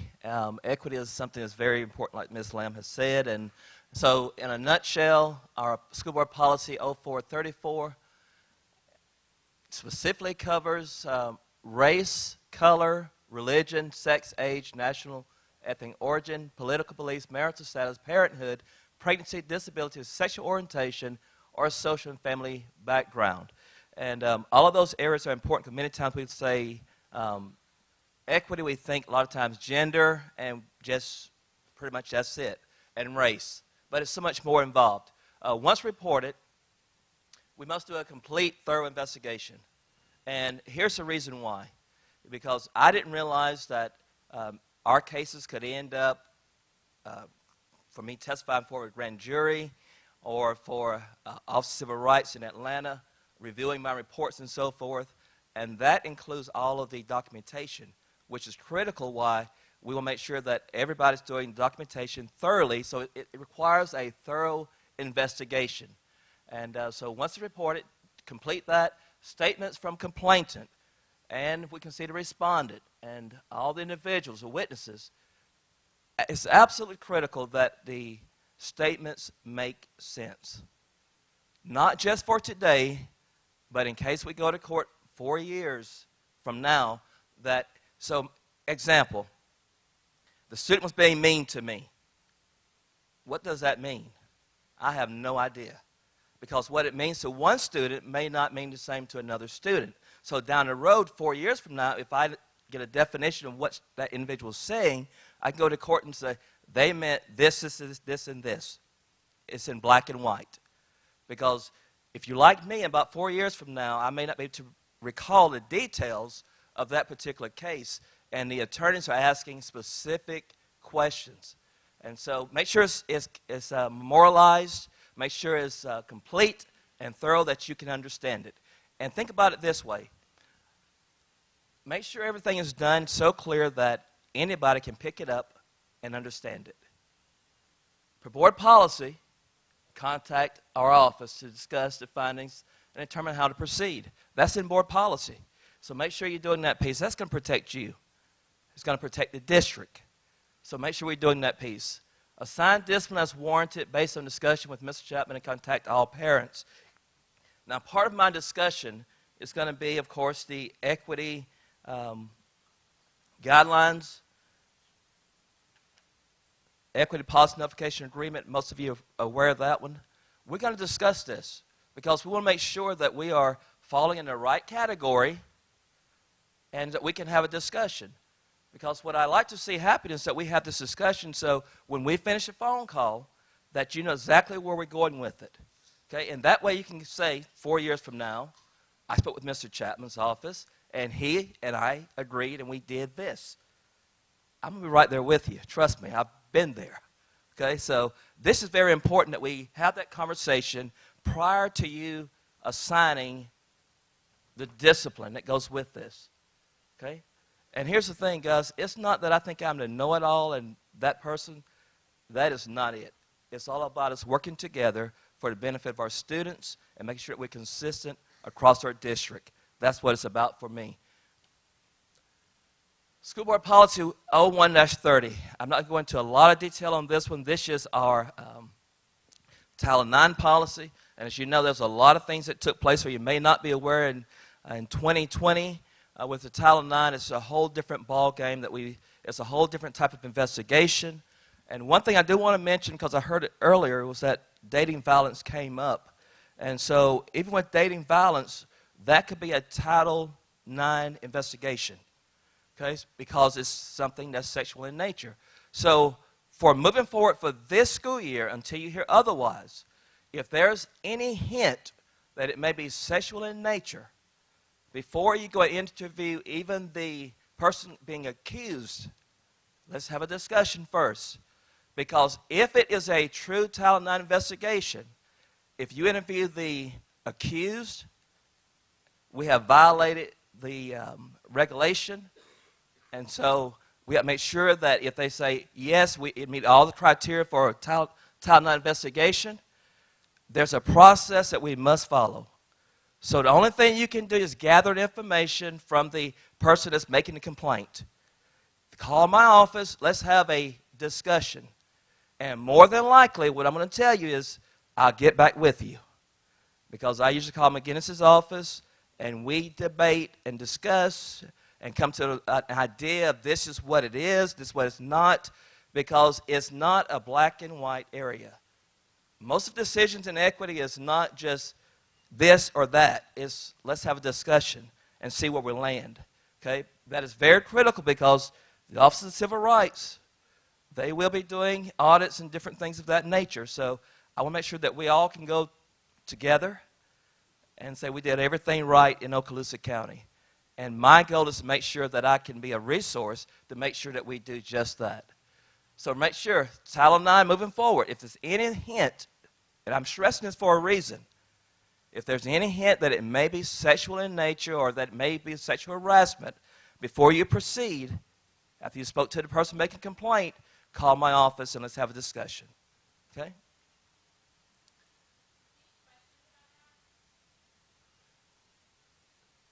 This is a huge ordeal.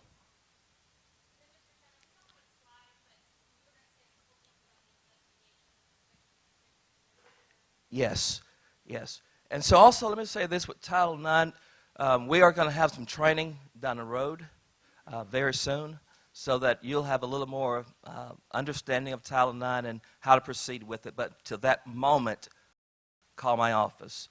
Okay, so investigations. I just want to touch base on a few things with this. Again, the areas, when I say equity, we talk about race, color, religion, all those areas. If it's potential sexual harassment, call my office. But when you get to the investigation piece itself, make sure that we are looking at doing a thorough investigation. And I know you've got many million things on your plate in a day's time. I totally get that piece. But it's very critical that we gather information, the evidence, and preserve it. It's critical. So some of the things we want to look at is make sure you get student statements. Again, make sure they are complete, that you can understand them. Interview notes. So every note that I take in an investigation, if it is challenged or requested, all of my notes go with, can be record requestable. So make sure I try to go back and write my notes that is clear to me. Okay, because I've been in that place where they say, what does this mean? And I'm like, it didn't make a difference. I have no idea. That's not a good place to be. Okay? Faculty and staff statements, make sure, here again, make sure everything, we try to leave as much bias out of our statements. Okay? You and I can have a ton of different opinions about different topics. Stay with the facts. Okay? Class rosters, that's important down the road. Computer evidence, photographs, emails, video. Preserve the video. There's nothing like going into court 2 years later and we can't find the video. And that's what we base pretty much everything on. So make sure we preserve that video. If it's a text message, preserve it. Okay, social media posts and all those things. Then you want to get to interviewing the complainant, the witness respondent. Again, don't ask leading questions, but you can ask clarifying questions. Okay, make sure you understand it. Ensure confidentiality. I always tell people when I interview them, you're welcome to talk to your parents about it and administrators, but not to other kids during the process of an investigation. Determine, substantiation of allegations. In other words, determine once you gather all the facts, does it substantiate what we're saying? And then we're going to follow our policies with that. Communicate the results. That include even with the parents. Make sure we communicate with the parents. Take disciplinary action as appropriate. Again, contact parents and guardians. That is a big deal. Okay, we don't want to get into a situation where later we found out a parent was not notified, and that's a whole different ball game. Mm-hmm. And with contacting parents, even the parents of the witness is important sometimes. Like, let's just say that there's a case where a little boy has been saying inappropriate things to some little girls, and so we were talking to many little girls, and some of them, the little boy didn't say anything to them directly, but they heard it. The last thing you want is for them to go home and then tell mom this story that may or may not be completely accurate, and then the parent call and say, why didn't you inform me that my kid was around this? So not always do you have to call a witness as parents, but sometimes the content might warrant that. Absolutely. And so let's look at some of the questioning when you get ready to question the individuals. Plan your questions. Establish, this is what I'm going to ask. Before I go into an interview with someone, I don't just go in with just a complaint. I'll take time and write down some questions. And of course, if more questions come up during the process, you can ask those questions as well. I always try to interview the complainant and the witnesses first, because if I want to get to that last person, the person that's being accused, I've got all the information, all the ammunition that I can, if they can say this, I got this over here and so forth. So I ask that person last, okay? Never interview the complainant and witnesses in front of the respondent. I would hope that would be basic. Separate them out, okay? Establish a positive rapport with the students. And I do the same thing with my parents. You can get so much more out of it and out of the interview if you just first take a few moments. My conversation, you just start with how's the student doing and so forth and so on, just to build some rapport with them, okay? Avoid intimidation tactics and accusatory tones. I'm just here to listen. I want to gather the facts. I always share with them and say, I don't lean to the left or to the right. I just want the facts. Okay? And I've tried to watch. I don't have a poker face. So I tried my best to watch my face, because if they say something, I try not to do that. But know yourself. During the interview, ask for different varieties of questions, variations of them. A lot of times I circle the wagons. I may ask one thing and they say no. When I come back later, it's like, oh, okay. So you did such and such, such and such. So ask those questions. Do not interrupt a complainant or someone that you're interviewing. let them talk. I've learned the more they talk, the more information I gather. Okay, they're talking and I'm just writing. And so let them talk. Be an active listener. Listen to what they're saying. A lot of times they're saying things that they don't realize they're saying themselves. So be an active listener. Make sure that, again, the statements are complete and so forth. Remind all students, again, everything's confidential as far as not going to share information with others and so forth. I know it's in a quick nutshell. I get that piece. But equity is absolutely critical for our district and for our students, faculty, and staff. So if you ever have a question with equity, slow me down, call the office, call myself. I'm also getting my cell number anyway. Call me, and let's have a discussion. I'd rather have a 15-minute discussion with you than a 3-week, month-long investigation with you. Okay? All right, thank you. You guys have been incredible. I'm sorry we went over. I'll take responsibility for that. But I hope that binders are useful. I hope that maybe you learned something today. Know that we're here to support you and help you any way we can. Have a fantastic afternoon.